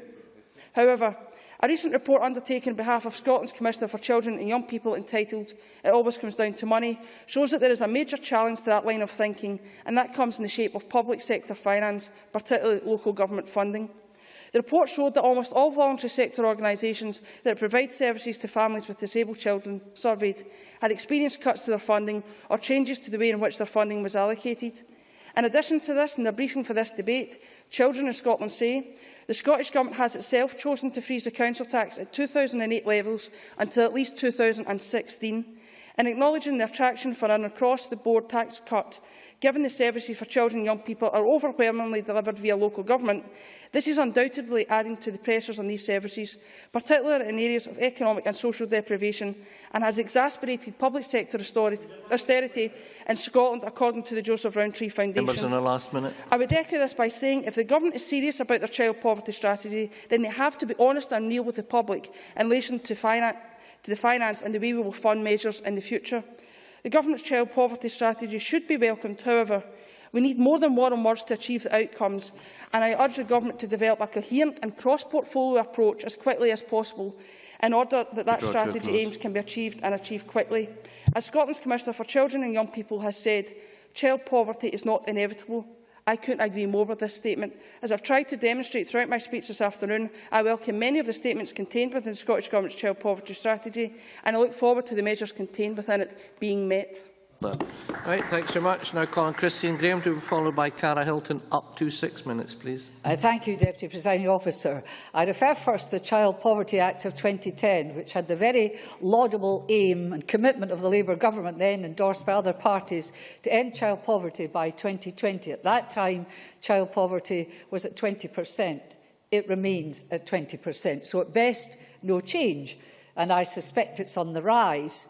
Why is it on the rise? Inflation, frozen and low wages, the bedroom tax, cuts in benefits, they tell their own story, and now we have the benefits cap, all contributing to making it nigh impossible for this Parliament to make much of a dent in the disgrace of child poverty. The Labour amendment in particular that the SNP government is wholly responsible for the reduction in child poverty, in their words, quotes, stalling quotes, I would be prepared to acknowledge Labour might have a point if this Parliament had full power of an independent nation, but we can't. We work within a fixed budget. We rob Peter to pay Paul. We take from justice to put into education. We take from education to put in housing. There isn't a money tree in the garden beside the garden lobby. And I quote from one of my favourite journalists, Ian McWhirter, on the benefits cap. Labour is now on record as accepting the logic of an indefinite limit on welfare, something no party has ever proposed before, because it locks in unfairness and penalises those least able to look after themselves. When Labour next attempt to abolish the bedroom tax, they will be asked, what else are they going to cut from that capped benefits to meet that 400 million cost? Disability benefits, sickness, child benefits. So there is a rank hypocrisy in this chamber. We all wish to see an end to child poverty, but if you've been here for 15 years, you know that we can only mitigate. That's all we can do, and we mitigate against a tide that comes from London that makes it harder and harder. And Labour, who pose as the socialists in here, and I'm a socialist, the hypocrisy of them, and going into the lobbies into the lobbies with the Conservatives, Michael Moore, Liberal Democrat in my constituency, David Hamilton, Labour in my constituency, supporting a Tory benefits cap. How on earth can they say in this chamber that socialism is alive on those benches? I discount the Liberal Democrats. Ed Miliband has his eye on the next general election. He has to win the votes of the shires. So going for those in benefits is good policy if Labour wants to win the south of England. Going on the side of the rich is good policy if Labour wants to win the south of England. It's out-Torying the Tories, much to my sadness. And the thing is, I've seen all this before. I voted Labour for Wilson in the Wilson government. The rich got richer, the poor got poorer. Callaghan, the rich got richer, the poor got poorer. Blair, the rich certainly got richer, certainly Mr Blair, and the poor got poorer. Brown, the rich were protected from the tsunami of the recession, and the poor have borne the brunt of bankers' bonuses. You say that independence is just a matter for the Constitution. It's got nothing just to do with a Constitution. It's to do with people on those benches, good people, and good people on those benches, being able to look at the poor children of Scotland and say, we have the power here to do something about it.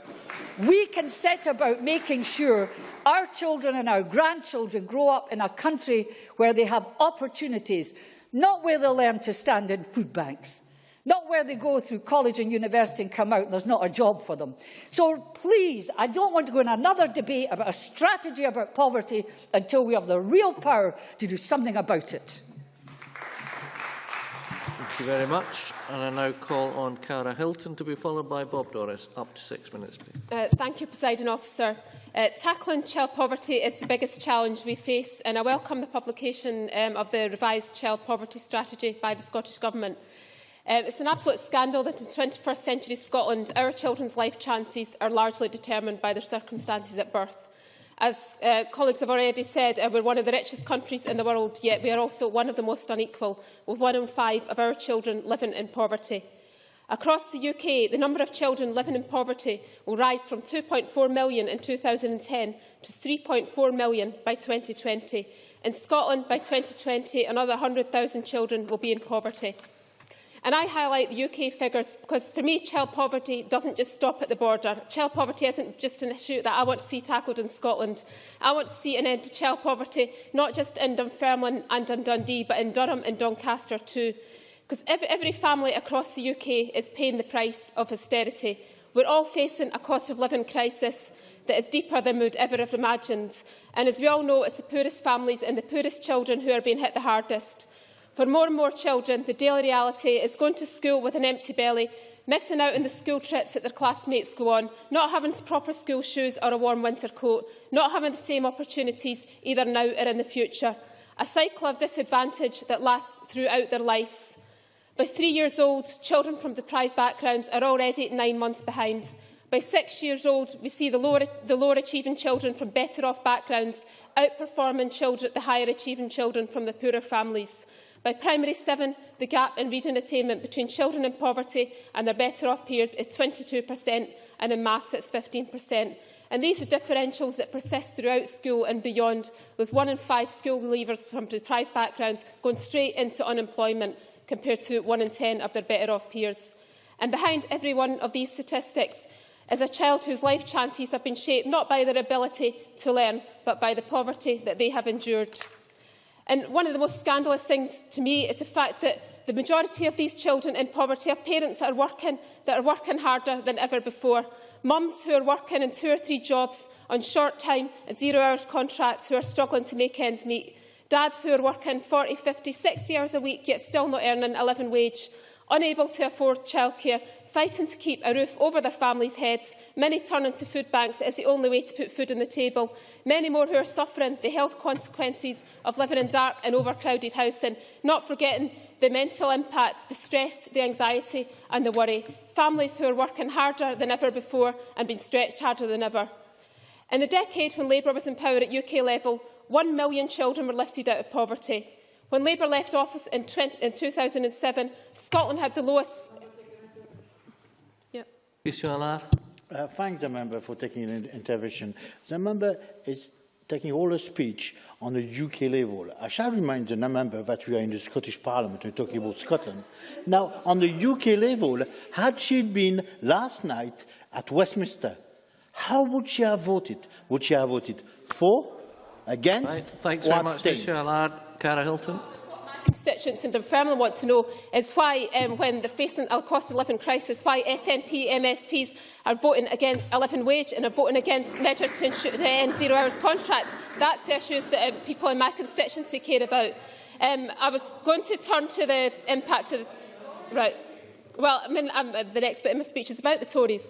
We've got a Tory-led coalition at Westminster who we all oppose, who are handing out tax cuts to the rich, taking money from the pockets of our poorest families, and I don't support them because I'm in politics to make life better for everyone in this country, across the United Kingdom, and I do believe that we are better off together and we've got more chance of lifting families out of poverty if we work together and share the resources that we have.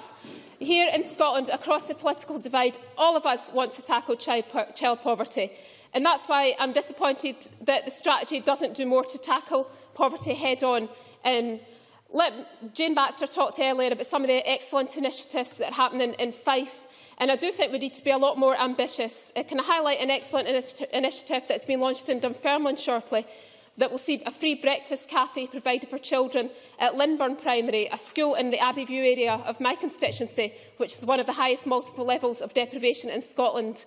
When I visit schools in my constituency, teachers tell me that the biggest issue is children come to school hungry. One teacher told me as many as 1 in 4 children in her class are turning up at school hungry, and she's got to give them breakfast cereal when they arrive. How is a child supposed to learn when they haven't even had their breakfast? It's absolutely vital that we are to tackle disadvantage and poverty effectively, that we target our help in the communities where it is needed most and where it will deliver the most benefits. I mentioned earlier that low pay is a huge issue many of people in my family constituency face, and I mentioned it already in my response to Mr Allard, but people in Dunfermline want to know why, when we're talking about child poverty and when we've got amendments that could deliver a living wage for workers in public sector contracts, we see SNP members voting against a living wage. Ensuring a living wage is absolutely essential if we're going to tackle child poverty, and it's time that the Scottish Government use the powers it already has to make this a reality. The fact is, child poverty is about choices. We'll only tackle child poverty if it's our #1 priority. What we need is a redistribution of power and wealth, not a change to our borders and to our constitution. No child should be born to fail. We've all got a responsibility to act to end child poverty, and we'll only do this if we put children and our communities first and make tackling poverty our top priority and put tackling the cycle of disadvantage at the absolute heart of everything that we do. Thanks so much. Now calling Bob Doris to be followed by Duncan McNeill. We are extraordinarily tight for time. Less would be more today, up to 6 minutes. Presiding officer, can I start off by saying the first 3 minutes of Cara Hilton's speech was one of the best expositions in this chamber for an independent Scotland I think I've heard. It's unfortunate the second 3 minutes was complete denial about the powers we have to take to this place to achieve it, but I did enjoy the first 3 minutes and I agreed with much of what was said in the early part of Cara Hilton's speech. In terms of gender equality, which my intervention was about earlier, I did mislead Parliament. This Scottish Government didn't double the amount of females getting apprenticeships. We quadrupled them, and I'd like to put that on the record as a significant achievement. Now, Presiding Officer, can I support the themes contained within the Scottish Government's child poverty strategy? And the strategy, we've heard, focuses on 3 main themes: on pockets, getting more money into people's pockets in tight financial times; on prospects, improving the life chances of young people; in place, making their environment and their community all the better. And I've heard some people on opposition benches saying that we've put all of that hold waiting for independence. Well, completely untrue. And let me just take a little bit of time to explain how we have supported people in their pockets in tough financial times. Only recently we are extending free school meals for primary 1 to primary 3-year-olds. That will mean families on average being £330 a year better off, not having to worry about whether their child gets a decent meal at school. That's the right thing to do just now, and we've done it. We've delivered already. In terms of, for example, childcare, a 50% extension in childcare being delivered for 3- and 4-year-olds and for 27% of 2-year-olds, saving them thousands of pounds in childcare costs each year. But we need to go further with independence, and I will return to that, Presiding Officer. Don't you worry about that. What about free prescriptions? Until this government came to power, 600,000 families earning under £16,000 a year having to pay for medication when they were ill. Simply unacceptable, and we've addressed it in this Parliament, an SNP government. I could go on, but nothing on hold waiting for independence. It's just that our aspirations go beyond that even further. But let me talk very briefly about short of independence, and that's in relation to mitigating the UK savage cuts that have come to Scotland. In a 3-year period alone, £250 million out of the Scottish Government's block grant to mitigate the worst effects of UK welfare reforms. £250 million just to stand still, to stop our wains getting poorer. That £250 million should be spent improving the life chances of our children, not just to stop them getting poorer. That's the aspirations of independence. Now let me come on to look in a bit more in detail at childcare, because politics is about choices. And I would like to acknowledge at this point a briefing from Save the Children, who talks about increasing flexible childcare provision for children at primary schools in particular. But Save the Children also say, Save the Children's research has shown that by the time children start school, children living in poverty are twice as likely to have development difficulties as their peers across all key areas of development, including communication skills, physical health and cognitive ability. So early years intervention for good quality early years learning in childcare is vital to address the inequality gap, and it's vital to tackle child poverty, not just for their poverty as a child, but the poverty they may carry with them as a burden because of that poor start in life, right the way through their adult life into old age. Simply unacceptable. So the dramatic increase, actually, I'm not going to call it dramatic, Presiding Officer, the significant increase in childcare under devolution is most welcome. But the White Paper talks about a revolutionary extension of childcare, and that's vital. And not an overnight increase. Within 2 terms of an independent Scottish Parliament, when a child reaches their first birthday, free and universal childcare for every parent who has a child from 1 up to the time they start school, 1,140 hours a year, the same amount of hours that children actually spend in primary schools. A huge increase, dramatically improving the quality of life for our children, directly tackling child poverty. And let me tell you why we can't do that short of independence. Well, the first thing is, it takes money to do it, quite clearly, and I think the first tranche of the plan was earmarked £500 million, mainly money from ditching Trident and UK defence expenditure, directly put into childcare instead. But even that amount of commitment is not enough. We need to get the money that comes back from getting people off of benefits and into work coming to this place. We need, when they spend monies in the real economy, the VAT, the tax that comes from the income tax that comes from that, coming back to this place, all denied under devolution. So when I shout for independence, I don't wave a flag to say Team Scotland. What I do is I wave a flag to say the children of Scotland need a better future. The children of Scotland need a better destiny. And Westminster simply can't deliver it. Only an independent Scotland can deliver that. But short of that, even this strategy before us this afternoon does all it can with the limited powers we have. And, Presiding Officer, let me tell a final story I wasn't going to tell. As a child, you're remaining 20 seconds. And I've got 18 seconds to tell it, which I'll do. As a child, I remember having a dinner ticket, and I occasionally sold that dinner ticket and went without a meal because that actually gave me money. For some years as a child, I didn't know what it was like to have money. I don't want any other child to be in the situation that I used to be from time to time. And I'll tell you what, Presiding Officer, only independence can make that happen. Many thanks. Now Colin Duncan McNeill, to be followed by George Adam. Thank you, Deputy Presiding Officer. It's pleasure to speak in this debate. I think it's a very important debate. You know, in the words of Nicola Sturgeon, who is not honoured us with her presence here today, she's obviously doing more important things, but she's got all the photographs on the child poverty strategy. But there is no doubt in my mind that tackling child poverty remains of fundamental importance to the success of our country, whether that is in education, employment or indeed overall prosperity. And who could disagree with that? I certainly won't try and disagree with it. It also gives us, I think, this strategy an opportunity to come here today, first of all, to recognise that this is an area that we need to tackle, and there is a lot of common interest and agreement that we should be tackling this as a priority. It gives us an opportunity to, of course, condemn decisions made in another place which are having a direct and serious impact on our poor through welfare reform, and it's right that we should do that.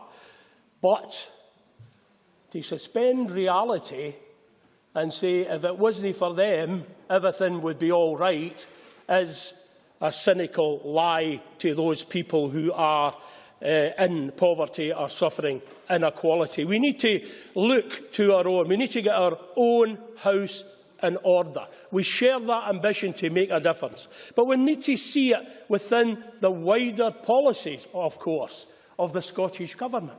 We need to look at the policies that they're doing now and evaluate them about how they are addressing their ambition to tackle poverty and inequality. We need to do that seriously, because if we look at that, we'd be able to judge whether an SNP Parliament, if they ever got independence, could be tested on their record. So we'll have a look at it. They have a nice wee slogan: pockets, prospects in place. Well, we'll look at the pockets. In the lifetime of this, Scottish Nationalist Government, we have saw rents increase. The average rent in Scotland for the registered social landlords when they came to power was £51 odds. It is now £67 average rent. This is from the Housing Regulator. People in rented accommodation paying rent, the working poor and the poor, are £800 worth off as a result of SNP government. Now, if they're prepared to tolerate policies like that, they're there. The Housing Minister, I invite the Housing Minister to challenge the figures. Minister. Presiding Officer, I wasn't challenging figures. I was simply saying that the Scottish Government does not set rents, is the point I'm making. The Scottish Government doesn't hear the set intervention, rents. Mr McNeill. You can't challenge the figures because of the figures of the Housing Regulator. And in those years of Scottish Government, they're £800 worse off than they were when you came to power. That's just a fact. I mean, you know, there's no denying that. Annabel Ewan, who laughs to that. A little bit of calm, please. She's never paid a rent in her life. She's never paid her electricity, but don't worry about it. No, I'm not taking your intervention. We'll now... Members not taking an intervention. Order! Now we'll look at the pound in your pocket. We'll look at prospects. Prospects. This is the government that has cut college funding, reduced women in the colleges, the mothers of our children, to get on and get the skill. We've cut drastically those college budgets, excluding people from the colleges. We'll look at places in Inverclyde, in the Irvine Valley, and Clydebank, some of the most deprived communities in Scotland. Urban regeneration funding in Inverclyde alone has been cut by £70 million. So we judge the Scottish Government not by their words, not by their rhetoric, but by their actions. There is nothing in those actions and those wider policies that would give us an indication, if ever we were to choose independence, that there would be a fairer country under the SNP. They are not interested. They were for independence when it was other governments. They were independence for 80 years. Nothing will change their mind, and the only thing they believe in is independence. That's what took them into politics, not social justice. Many thanks. Now call on George Adam to be followed by Alison Johnston. 5 minutes, please. Thank you, Presiding Officer. I welcome this debate, and it's a very important debate. You know, it's one of these ones that we're always looking positively towards the future, although the previous speaker may possibly have changed that slightly, because although we all have different opinions, I don't doubt for a minute that everybody within this chamber believes that we must find a way to ensure that we get rid of child poverty across our nation. However, the problem, I believe, is the situation is that Westminster has failed our children over generations, continually failed to actually provide, the Westminster system has failed to provide for us. And that is the debate we should have at this moment. We are talking about the type of transformational change, the type of change that can radically change, and we give the proper debate that we all want, is with independence. And that's our argument. Our argument is about responsibility. It's about taking up the responsibility and the full powers of all the resources that we have and ensuring that we can make this a better country for the young people of Scotland to live in. For me, that's the most important part of this whole debate. And we can talk day in. No problem. Smith. I don't doubt the member's integrity on that point and the fact that you believe that the constitutional debate is important. Would you also acknowledge, however, that you do have powers to make choices about policies just now that could help this issue? Presiding Officer, I would say to Ms Smith, I said to make the transformational change, to make the change in child poverty. Things have improved under devolution, but we don't have the powers to make that transformational change to take us to that next level, ensure that we can look after all our young people and give them the type of beginning in life that they all deserve. You know, I heard some of the debate earlier on about people talking about poverty and how certain members of the SNP in this chamber wouldn't know what it was like. I would say to that individuals that say that, Presiding Officer, my family's from Fergusley Park in Paisley. Now, they never for 1 minute would have ever believed that their grandson could end up sitting here in this Scottish Parliament. In fact, they probably didn't think there was ever going to be a Scottish Parliament at the time. But I won't listen to people here telling us we don't understand what it's like. Fergusley Park has been the area of multiple deprivation for the past 30 to 40 years.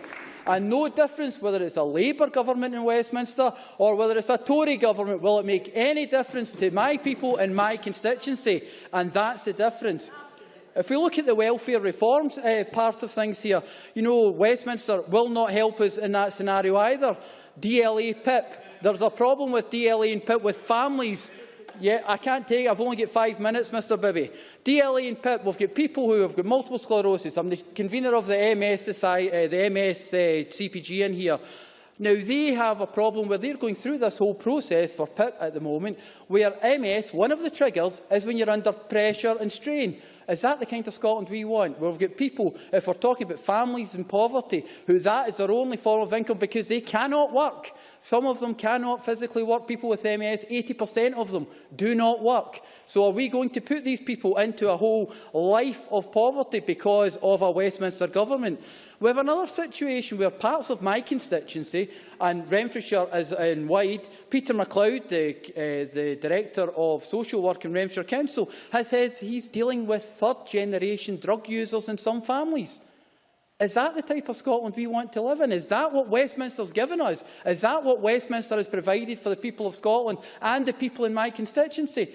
That's not the kind of future that I want. It's not what we want. We need the full powers, the full control. This Parliament needs the full powers so that we can have the proper debate. Like Christine Graham says, move away from these debates where we sit here and we blame other people. It's about responsibility. It's about standing up and being able to say we can make a difference. If you asked any member in this chamber why they got involved in politics, they would say it's to make a difference in their community, it's a difference in people's lives. I don't doubt their commitment in that.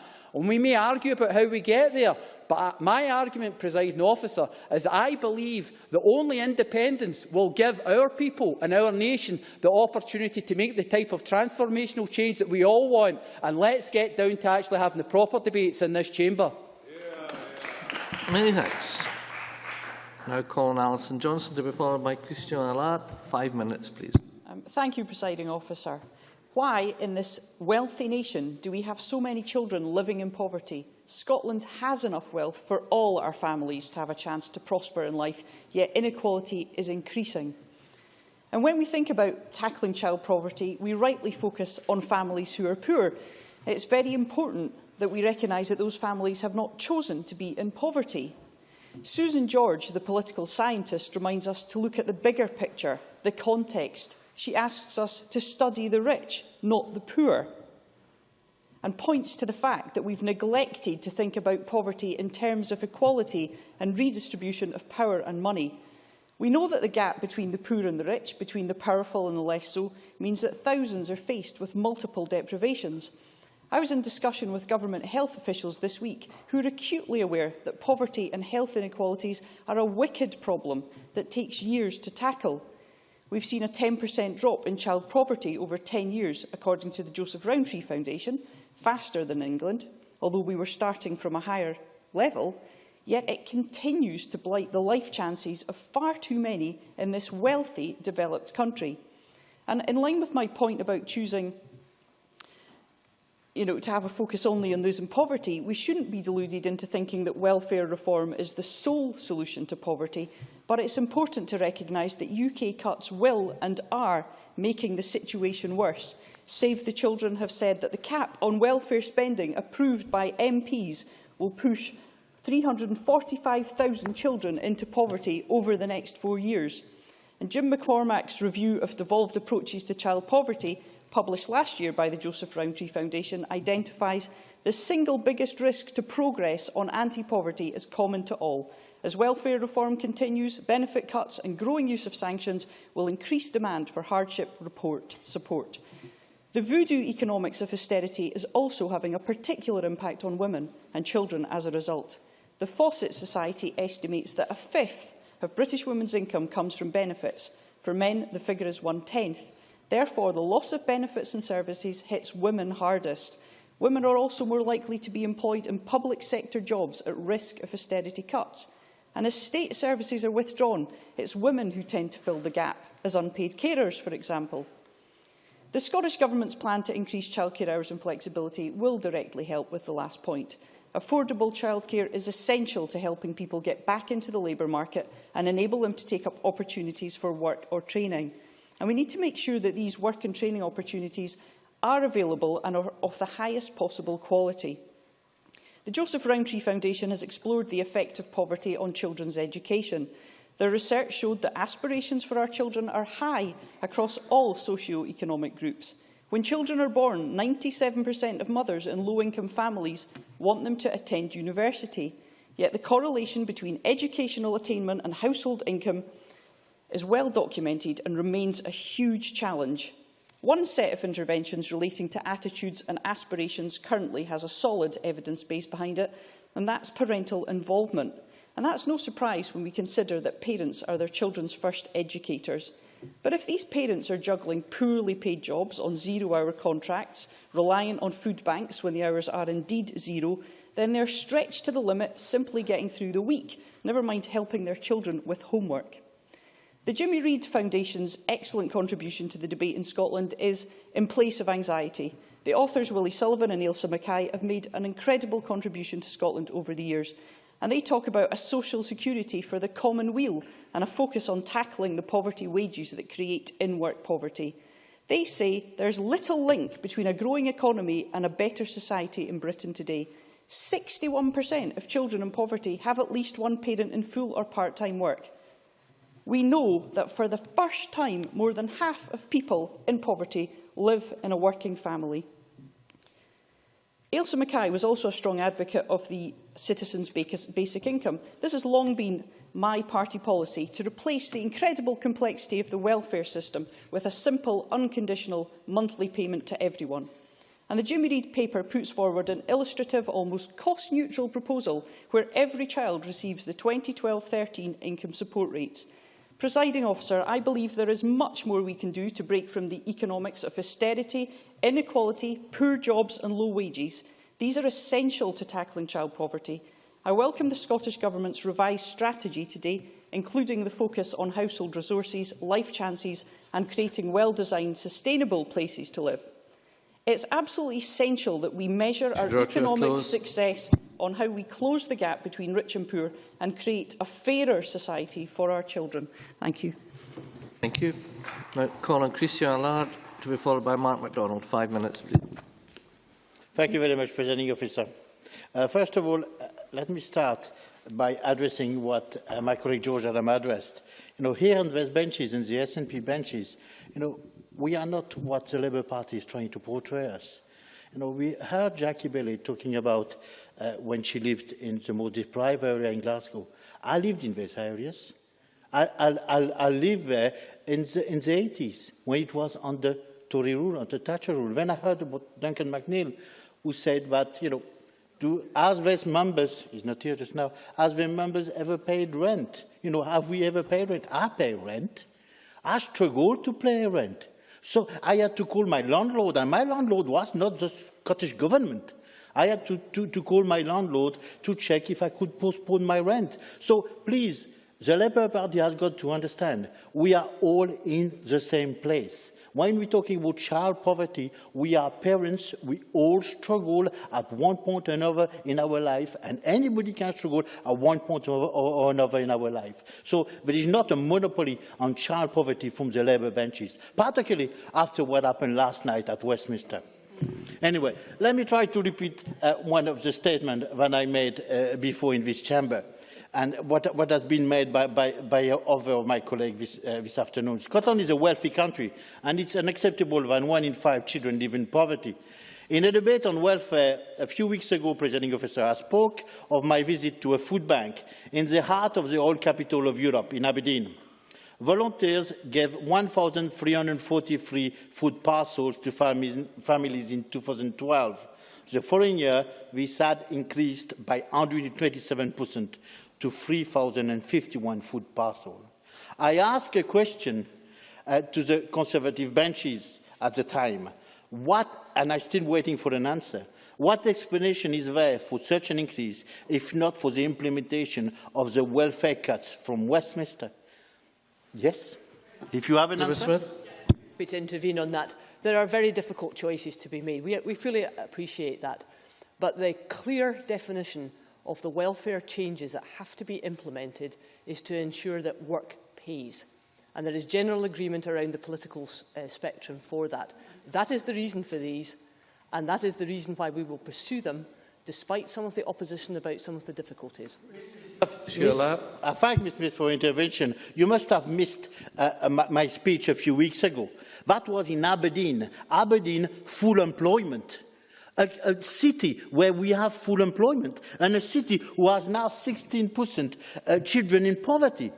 And if it's not for the Westminster cuts, what could it be? There is no other answer than this. The increase 127% from 2012 to 2013 has to be the Westminster cuts. Anyway, and because of these people coming to Aberdeen to this food bank, these people are parents, they're all parents, and their children will suffer as a result. And one of the questions that has been made in this debate this afternoon was about the constitutional issue. But it's just impossible in the present constitutional arrangement. You just have to look at both front benches at Westminster to understand that eradicating child poverty is not in their agenda. We saw it last night and the welfare debate. And the renewal of nuclear weapon system is on their agenda. Three parties, Liberal Democrat, what's left of them, Conservative and Labour Party, still don't want to put a cap on Trident, but they want to put a cap on welfare reform. They voted for this last night. So cuts that, and we heard about this agenda of cuts that will be deeper and tougher than Margaret Thatcher's. That came from the Labour Party. Margaret Thatcher, what she did in the 1980s, the decades, as I said, I came in this country. In this Parliament, we take a different direction. I'm proud that this Parliament came together to mitigate the effect of the bedroom tax. But what a waste of energy. What a waste of public money spent by a Parliament in London to impose a policy on Scotland, then for this Parliament here in Scotland to waste more public money to mitigate the effects of the policy. Lion MacArthur was asking, how come you haven't got all this in the white paper? There is no need for it. We will not need to mitigate the welfare cuts in an independent Scotland. There will be no welfare cuts from the Westminster government. I want to live in a country where we have eradicated child poverty. I'll be voting for the government motion tonight, and I urge Scotland to vote yes on the 18th of September. Thanks so much. Now call on Mark MacDonald. 5 minutes, please, Mr MacDonald, after which we'll move to closing speeches. Thank you very much, Presiding Officer. My constituency of Aberdeen Donside is somewhere where I think it would be fair to describe us as having poverty amidst plenty. We have some very rich communities within my constituency. Indeed, looking at council ward data, Bridge of Don council ward, which falls within my constituency, has below 5% of children living in poverty, yet Northfield, which sits within my constituency, has 32% of children living in poverty. Both of these communities sitting within the same constituency. And I note from the Scottish Index of Multiple Deprivation that of the most deprived, 0 to 5%, 5 to 10%, 10 to 15%, and 15 to 20%. There are 35 Aberdeen data zones, 14 of which sit within my constituency. Now, it's worth remembering, Presiding Officer, that poverty of income does not necessarily and should not equate to poverty of love. Indeed, many of the children who live in poverty is poverty of income, but there is no poverty of love, because while those who are attacking some of the incomes of some of the poorest in our society can take away hope and they can take away aspiration, they cannot take away the love that is contained within that family unit. Now, at times, Presiding Officer, I feel, and I haven't been in for the entire debate because I had to nip out for an important constituency-related meeting, and at times, however, the debate has seemed a little bit like the Monty Python sketch with the Yorkshire men sitting round and comparing their backgrounds and saying, we used to live in a shoebox down the road. Shoebox, you were lucky, we lived in a hole in the road. And at times it has seemed a little bit too much one-upmanship about who had the experience of the most poverty. Children do not choose the circumstances into which they are born, Presiding Officer.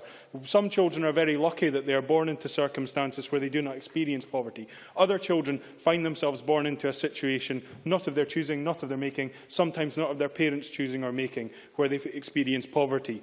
But those of us who have a duty as representatives, whether or not our backgrounds contain examples of ourselves having experienced that poverty or our families having done so, it doesn't eliminate the ability to A, care about it, or B, do something about it. And what this government is showing with its child poverty strategy is that it both cares about it and is willing to do something about it. And that's reflected in the strong comments from those organisations committed to dealing with child poverty in relation to the strategy produced by the government. And it's worth remembering as well, Presiding Officer, that there, but by the grace of God, go all of us. We are all only an unemployment or a serious illness away from potentially dropping into a situation of poverty ourselves. And we should never forget that anybody at any stage in their life can find themselves in a state of destitution, and we must ensure that that safety net that is required by people is there for all of us when we need it, if we need it. And just to finish off, Presiding Officer, I want to talk about the issue which has dominated part of the discussions, because there is a divide in this chamber around what our views are, our respective views are on the Constitution. And I saw the slogan that has been used often by the Labour Party. Indeed, it is the headline of their Devolution Commission report, Powers for a Purpose. And the idea that somehow those of us on these benches seek powers simply for the sake of having them, as if they were trinkets, as if they were baubles to hang on a Christmas tree, and not something that we want to then actively use to further our nation, to benefit the communities, and to do more for the people who find themselves in these situations, the children who find themselves in these circumstances of poverty. The idea that somehow that divide exists, that somehow there is a monopoly of caring about these things that exists. No, I only have 5 minutes to make this speech. There is a monopoly of caring in terms of child poverty. I find deeply unfortunate, Presiding Officer. I don't doubt that there are members across this chamber who care deeply about the issues that are faced by those in the most difficult of circumstances. But what really frustrates me is when we have to stop and pause and reflect on what abilities we have to tackle the issues that are faced by people in our communities. You know, we don't have the control over the welfare state to make the changes to welfare. And I say that I've attended events alongside Alison Johnson looking at the issue of a citizen's basic income. And I think that there is a debate to be had around how in the future, going forward, the welfare state is shaped. But that's a debate that at the moment is not in our gift to have in this chamber. It's a debate that has to be had elsewhere, and we're in the situation of essentially having a leaking roof and having to stick down buckets, and if we don't have enough buckets, well, that's just too bad. Some bits of the floor are going to get wet. That can't be the aspiration that we have for this Parliament, that all we can do is mitigate. We have to have the ability to transform and to change. That's what independence brings. It is about powers for a purpose. That's why I cannot fathom why the Labour Party is so obstinate in its opposition to the possibility of having those powers here in this chamber. Many thanks. Now call on Liam MacArthur. Up to 6 minutes, please.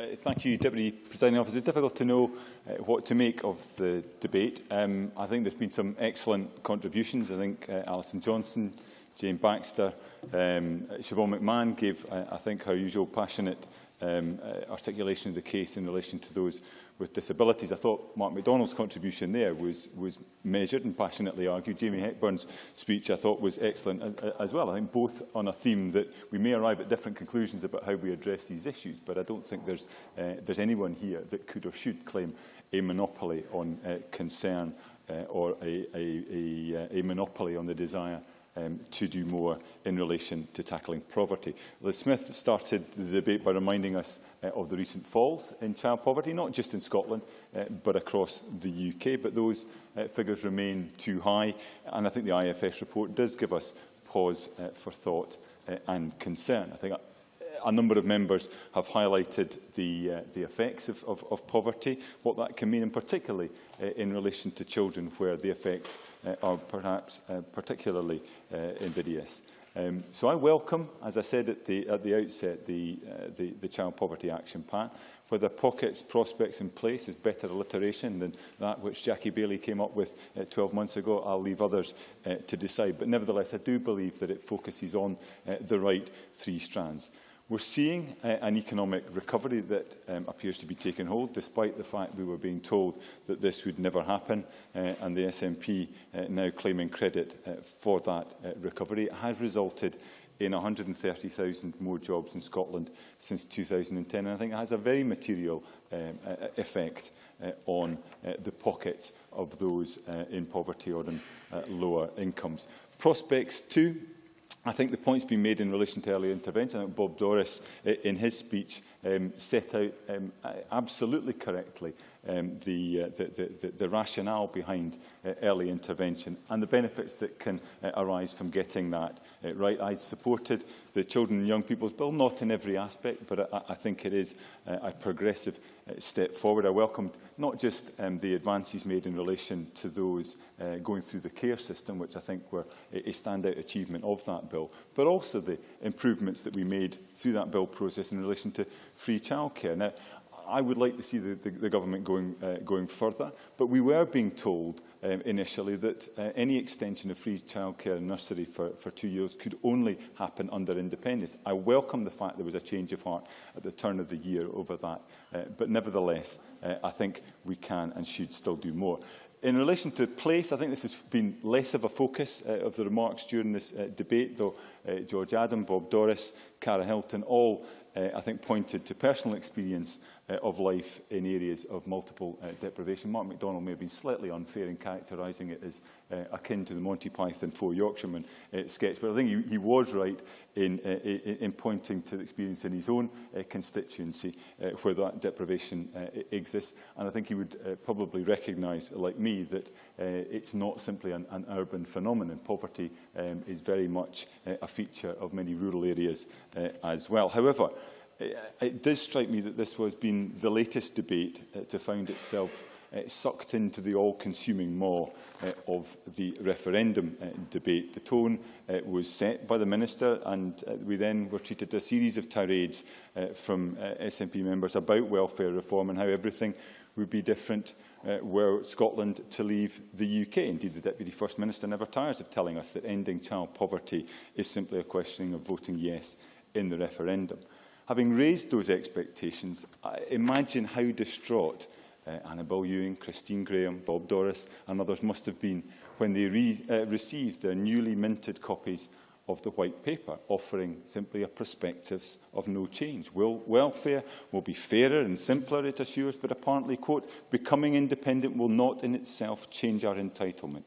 Where people can work, they should work, the White Paper goes on. As for the cap on welfare, as Jackie Baillie rightly indicated, we're left wondering what to think, given the First Minister's full-throated support of a cap in the Sunday Post interview last year.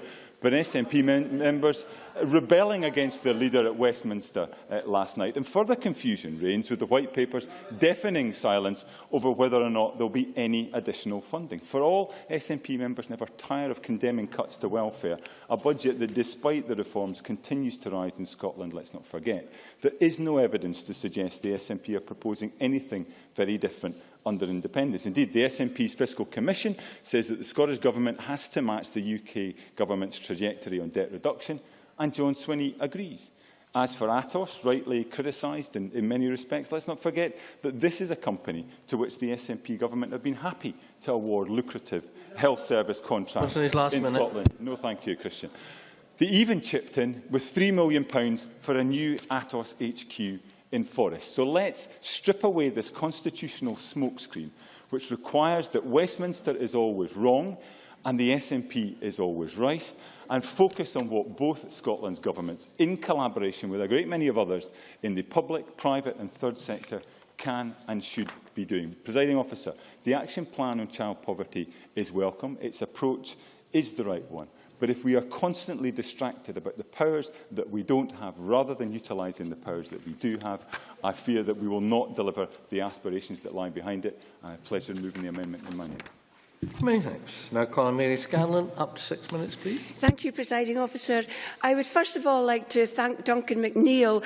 He actually reminded me of the passionate debates that we used to have, Labour, Lib Dem, SNP and Conservative, on child poverty between 1999 and 2007.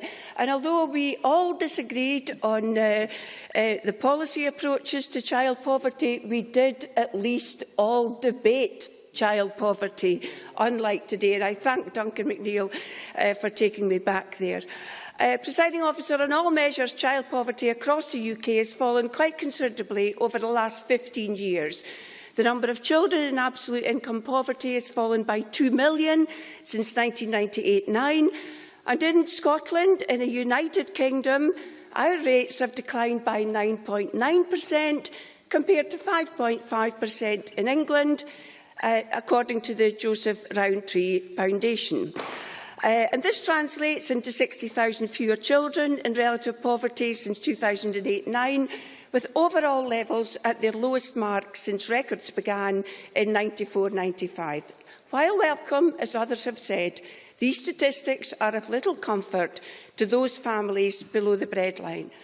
Whereas some local authorities, such as Orkney, Shetland and Aberdeenshire, have single-digit rates of child poverty, in Dundee the ratio is 1 in 4 and Glasgow 1 in 3. So on this point, it does beg our belief that the Scottish Government sees it fit to turn a debate about child poverty into yet another rammy about independence. Child poverty is a social issue, it's an economic issue, it's an educational issue, but it most definitely is not a constitutional issue. And I also welcome the publication of the Scottish Government's. I am not giving way for you. I'll give way to someone who wants to talk about child poverty. I am not giving way to someone who wants to talk about a separate Scotland, and that includes yourself. I also welcome the publication of the Scottish Government's latest giving way. Child poverty strategy, which is required every 3 years under the Act set out by the Labour Government in 2010. But as Save the Children has recognised, there is need to develop local policy responses which recognise the quite wide discrepancies that exist between and within our councils. So, in other words, instead of constantly comparing Scotland to England, as a Scottish Parliament, should we not be focusing on the inequalities within Scotland? And unusually, I thank very much Mark MacDonald, because he was the only one in this debate that actually did that. And he's absolutely right. I have the figures here. The district of Hazelhead has a child poverty rate of below 5%, while in nearby Northfield it's 32%. These are areas separated by less than 4 miles, and in poverty terms, they are worlds apart. I should say this is not a problem specific to Aberdeen. The same can be said for Inverness, Edinburgh, Dundee, Glasgow and others. But it does suggest the need, as Save the Children have said, for concerted action at a local level. But in the 2012 report, Save the Children found that only 16% of councils in Scotland had developed a child poverty action plan, and less than half identified child poverty as a political priority. I will. Alison Johnson. I thank the member for taking an intervention. Save the Children have said, in regard to the cap on welfare reform, the Charities Director of UK Poverty said, with this cap, the parties need to explain how they will work to improve wages and welfare to ensure that work pays. Can the member comment on how her party will do that at Westminster? Absolutely at the heart of the welfare reform is making work pay, and I have no problem with that. And the reason that I did take the member, I thought she made an excellent speech which was measured and focused on child poverty and not independence.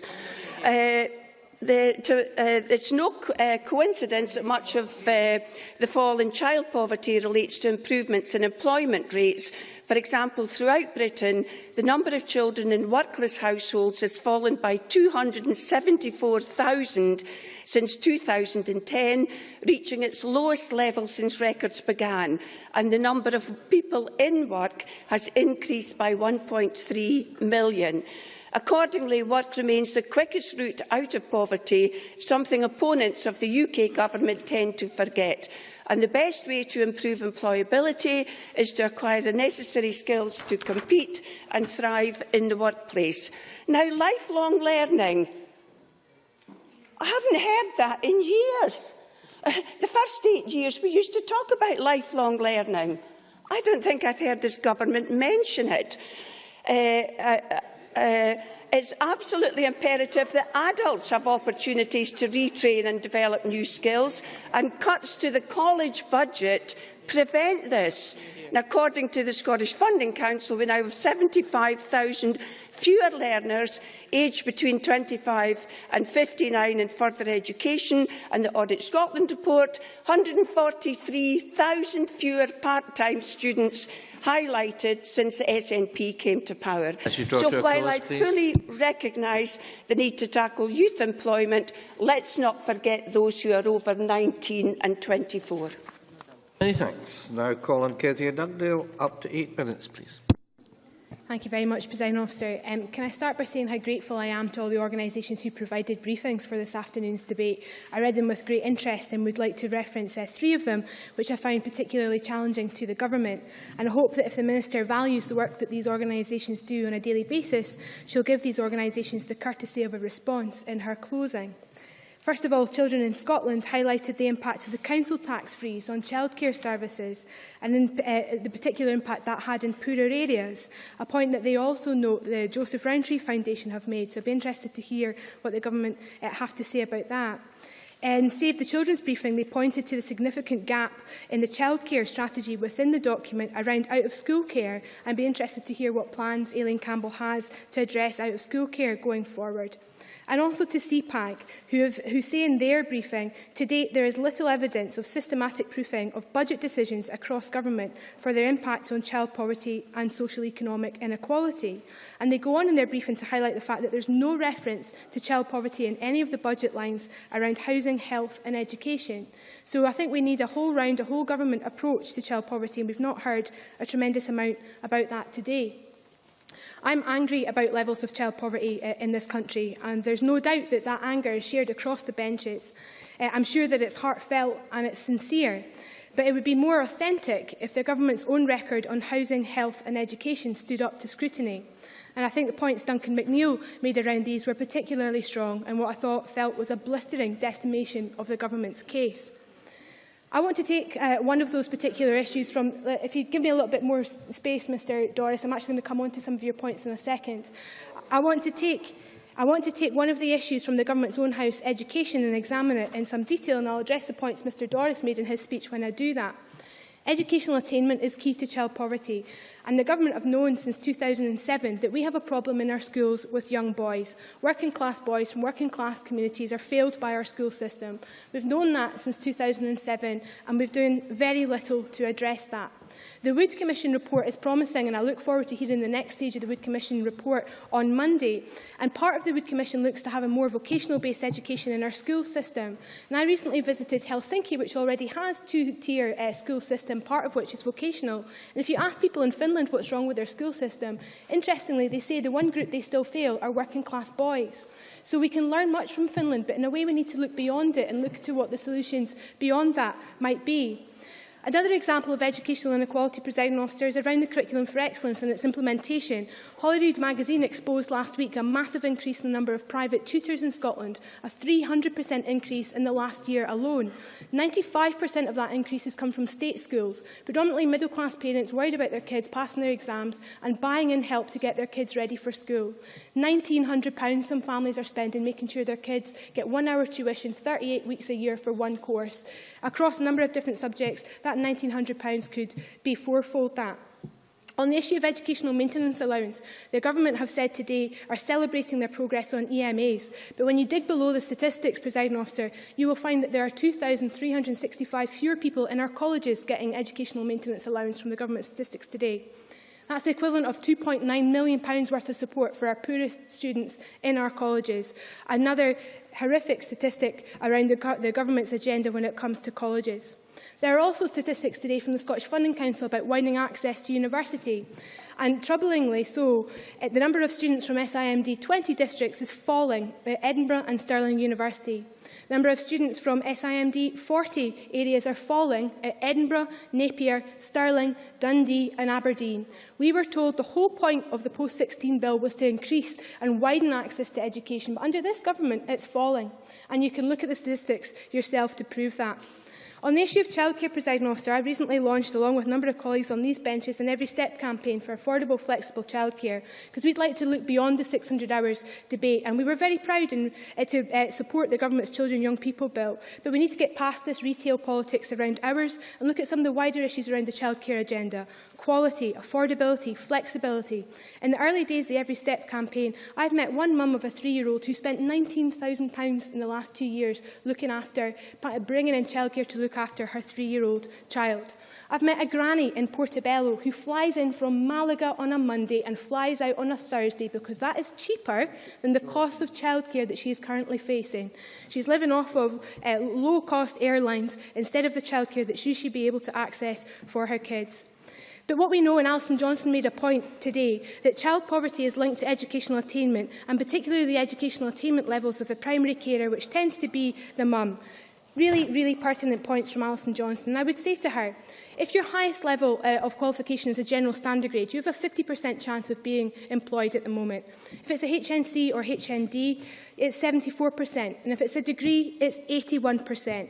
If we want to get, as a country, women into work, we have to give them the skills first, except they can't get in the doors of our colleges because of decisions made by this government. 88,000 fewer women now in our colleges than there were in 2007. When you work that out year by year from 2007, 8, 9, 10, 11, 12, we work out that that's 242,000 women who have failed to get into college since the government came forward. The Minister shakes her head. I'd like her to stand up and reject these statistics. They're Scottish Funding Council statistics. Do you deny them? But no, they don't deny them, because the blunt reality is that they're true. And, President Officer, I'd like to move on to the white paper on President Officer, and what it says around the childcare agenda. Now, we know that it's not been completed yet, and we know that the government haven't done any modelling around this, which is why I was surprised to hear the First Minister on Politics Scotland boast about the fact that he had got 60,000 women back into employment in the last year, and that a large majority of these were full-time. If he could do 60,000 in 1 year, he could do 104,000 over the next 5. Except those 60,000 women weren't returning to full-time work. The vast majority were part-time, and they were low-skilled, low-paid work. Actually, last week's labour force statistics tell us that the majority of them were over 50. These weren't mums accessing the labour market. Yes, we're lifting people out of poverty, but we're undermining the government's case around the white paper agenda, because their childcare policy is built on income tax receipts. And if you're returning to work on a part-time basis, on a low wage, you don't pay income tax. The whole white paper proposal falls down, and it's no wonder that the National Day Nurseries Association has described it as unworkable. I'm afraid I'm in my final minute. Presiding Officer, Bob Doris mentioned modern apprenticeships earlier on, and I would say to him, yes, there's been an increase in the number of women studying modern apprenticeships, but when he looks at the detail, he sees the vast majority of that increase has come in admin, hospitality and retail modern apprenticeships, level 2 qualifications that take around 6 months. What we're not seeing is an increase in the number of women studying traditional apprenticeships, which are 3 or 4 years long and will massively increase their ability to access decent paid employment. That's our criticism of the government's modern apprenticeship framework. I've got 30 seconds left, Mr Doris. I'm sorry about that. I'll take it if the presiding officer will give me a minute to close. No, so I can't do it. My final words, Presiding Officer, we try to be on a positive note if I at all can. This strategy is 2014 to 2017. It will outlive the referendum. It will outlive the next general election. It will outlive the Scottish Parliament. We should remember that, and the greatest service we can do to it as a document is to regularly debate it, challenge it and seek to better it. We can all unite behind our shared commitment to eradicate child poverty if we seek to work together in that regard. Thank you. Thank you, Ms Dugdale. I now call on Aileen Campbell to wind up the debate. Minister, till 5 o'clock, please. Thank you, Presiding Officer. As many have said today, child poverty represents a waste of human potential, of talents unknown and of futures untapped. And that is why tackling child poverty is important to the success of our country. Significant progress has been made, but the fact remains the numbers remain far too high. An even graver cause for concern is the fact that your regressive UK welfare reforms stand to condemn even more children into poverty. According to the IFS, as many have said today, they predict a figure of 50,000 additional children, and the Child Poverty Action Group suggests it could be as high as 100,000. Whatever the figure, whatever the number, the uncomfortable truth is that this is an absolute scandal for our country. And that is why, using the devolved powers we have, our strategy sets out approaches under the 3 broad headings of pockets, prospects and places, which each element key to tackling child poverty.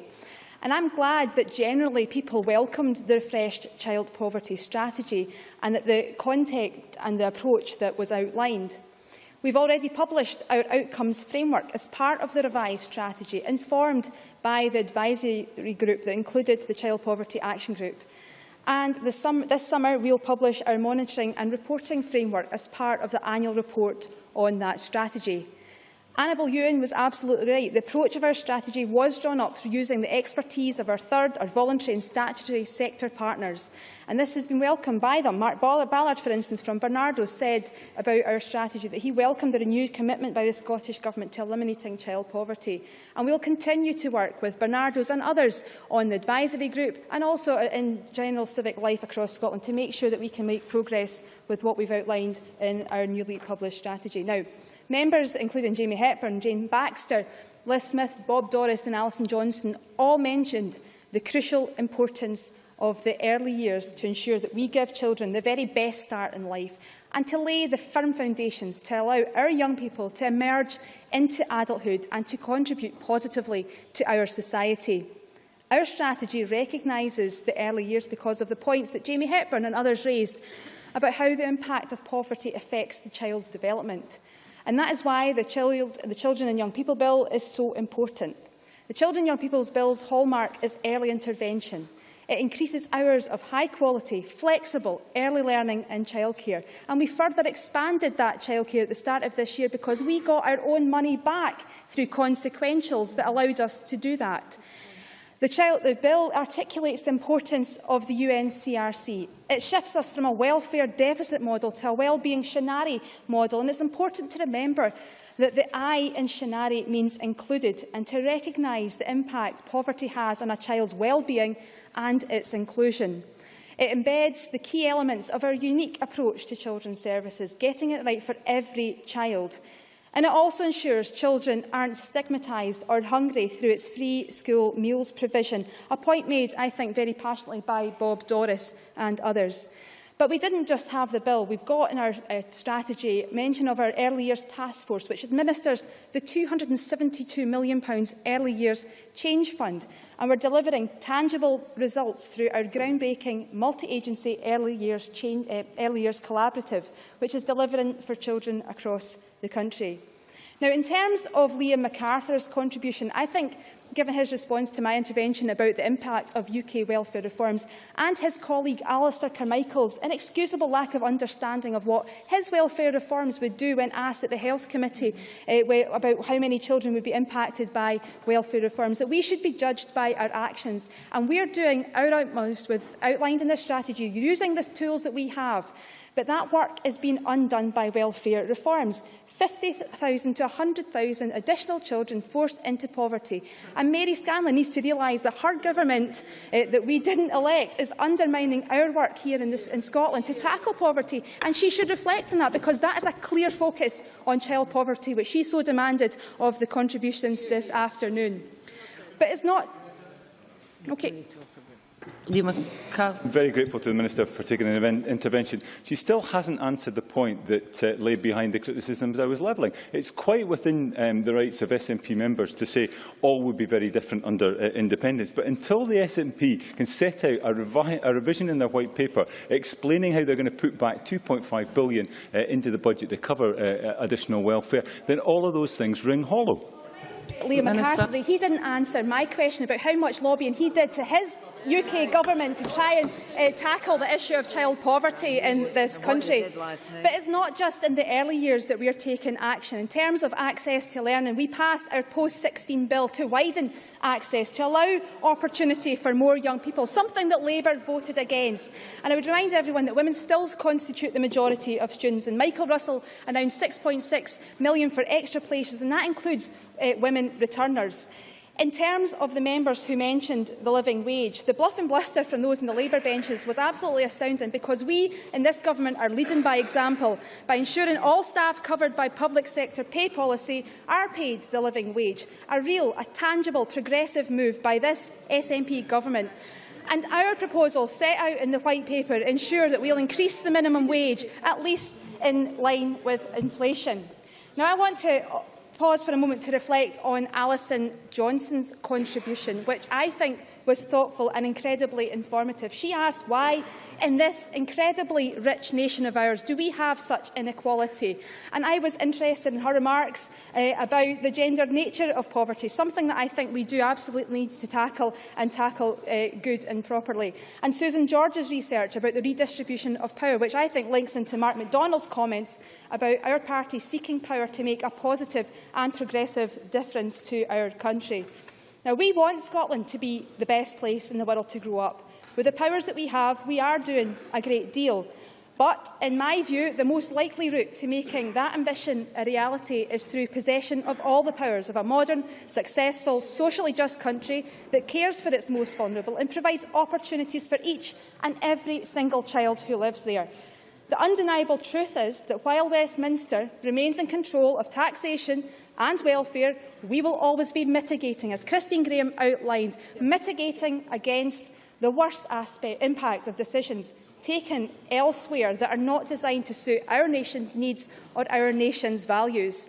Take, for example, the bedroom tax. This destructive measure, punishing the poorest in our society, was imposed on Scotland despite 90% of Scottish MPs voting against it. But what do our choices mean if we choose to vote yes in September? What are the options available to us? Margaret Burgess, Bob Doris, Christine Graham outlined in the White Paper's plans on taxation, on welfare, on minimum wage, and to our aspirations to build a fairer country. But also to return to the early years, the evidence that links early intervention and investing in the crucial years to the achievement of positive outcomes in later life is absolutely clear.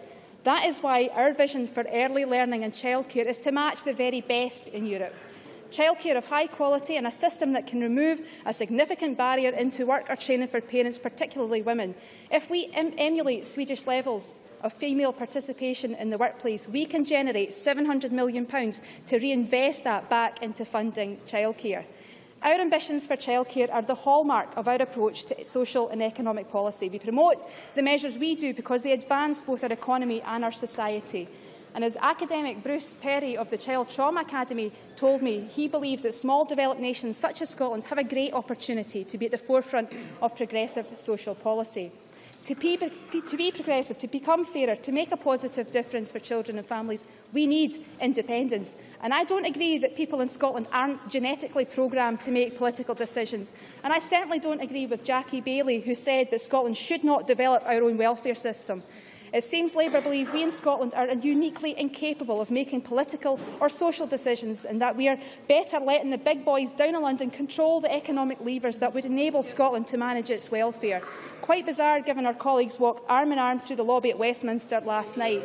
I suppose at least they did vote, unlike when they had to chance to stymie the bedroom tax last year or to vote against scrapping the 50p rate in 2012.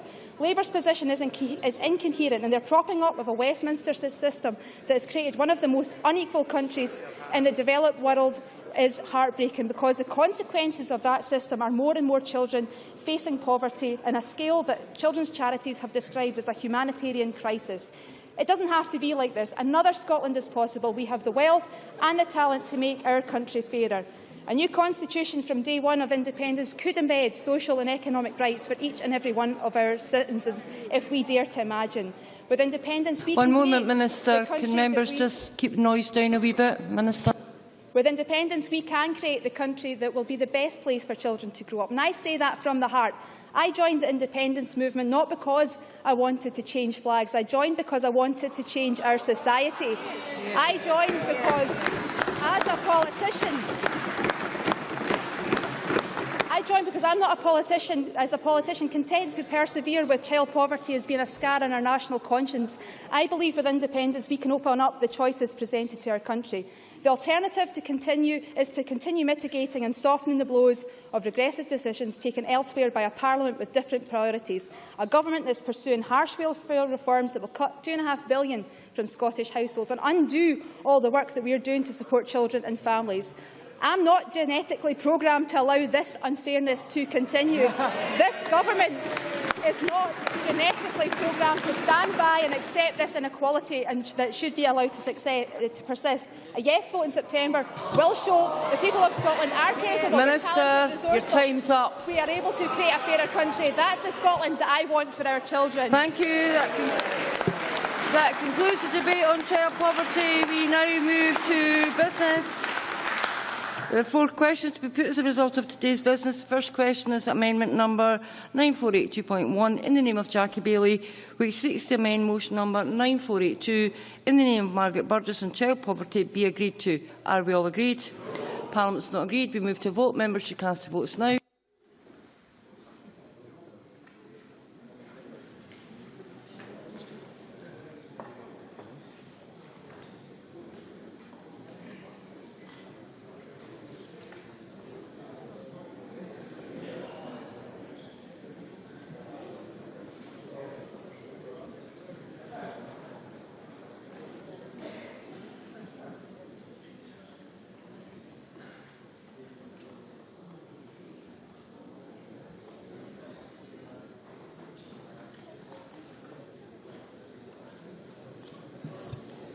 The result of the vote on amendment number 9482.1 in the name of Jackie Baillie is as follows. Yes, 29. No, 81. There were no abstentions. The amendment is therefore not agreed to. The next question is amendment number 9482.3 in the name of Liz Smith, which seeks to amend motion number 9482 in the name of Margaret Burgess on child poverty be agreed to. Are we all agreed? The Parliament is not agreed. We move to a vote. Members should cast their votes now.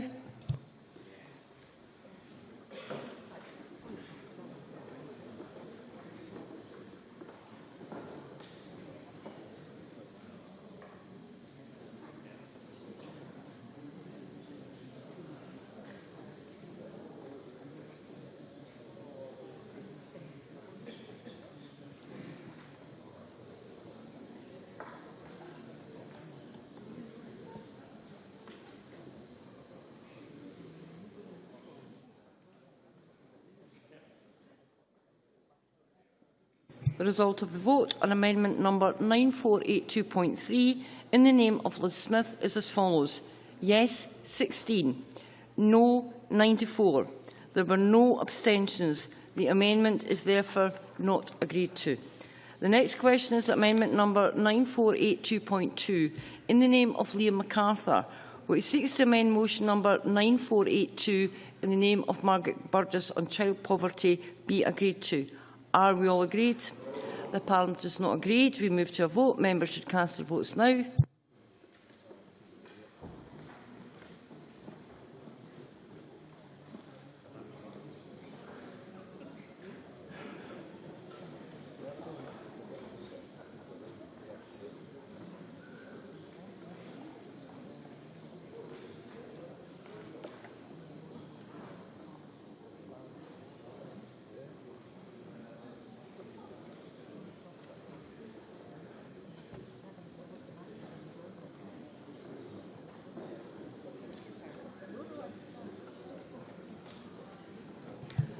The result of the vote on amendment number 9482.2 in the name of Liam MacArthur is as follows.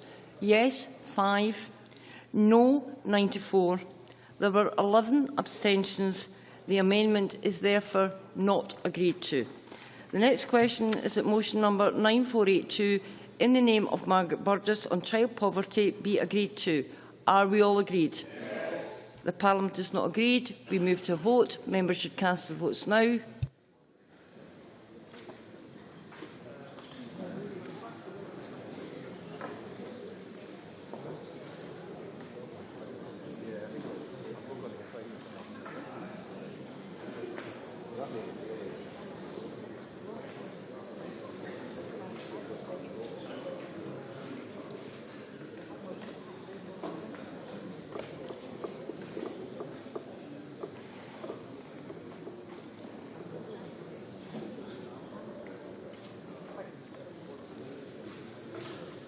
The result of the vote on motion number 9482 in the name of Margaret Burgess is as follows. Yes, 65. No, 16. There were 29 abstentions. The motion is therefore agreed to. That ends decision time. I now close this meeting.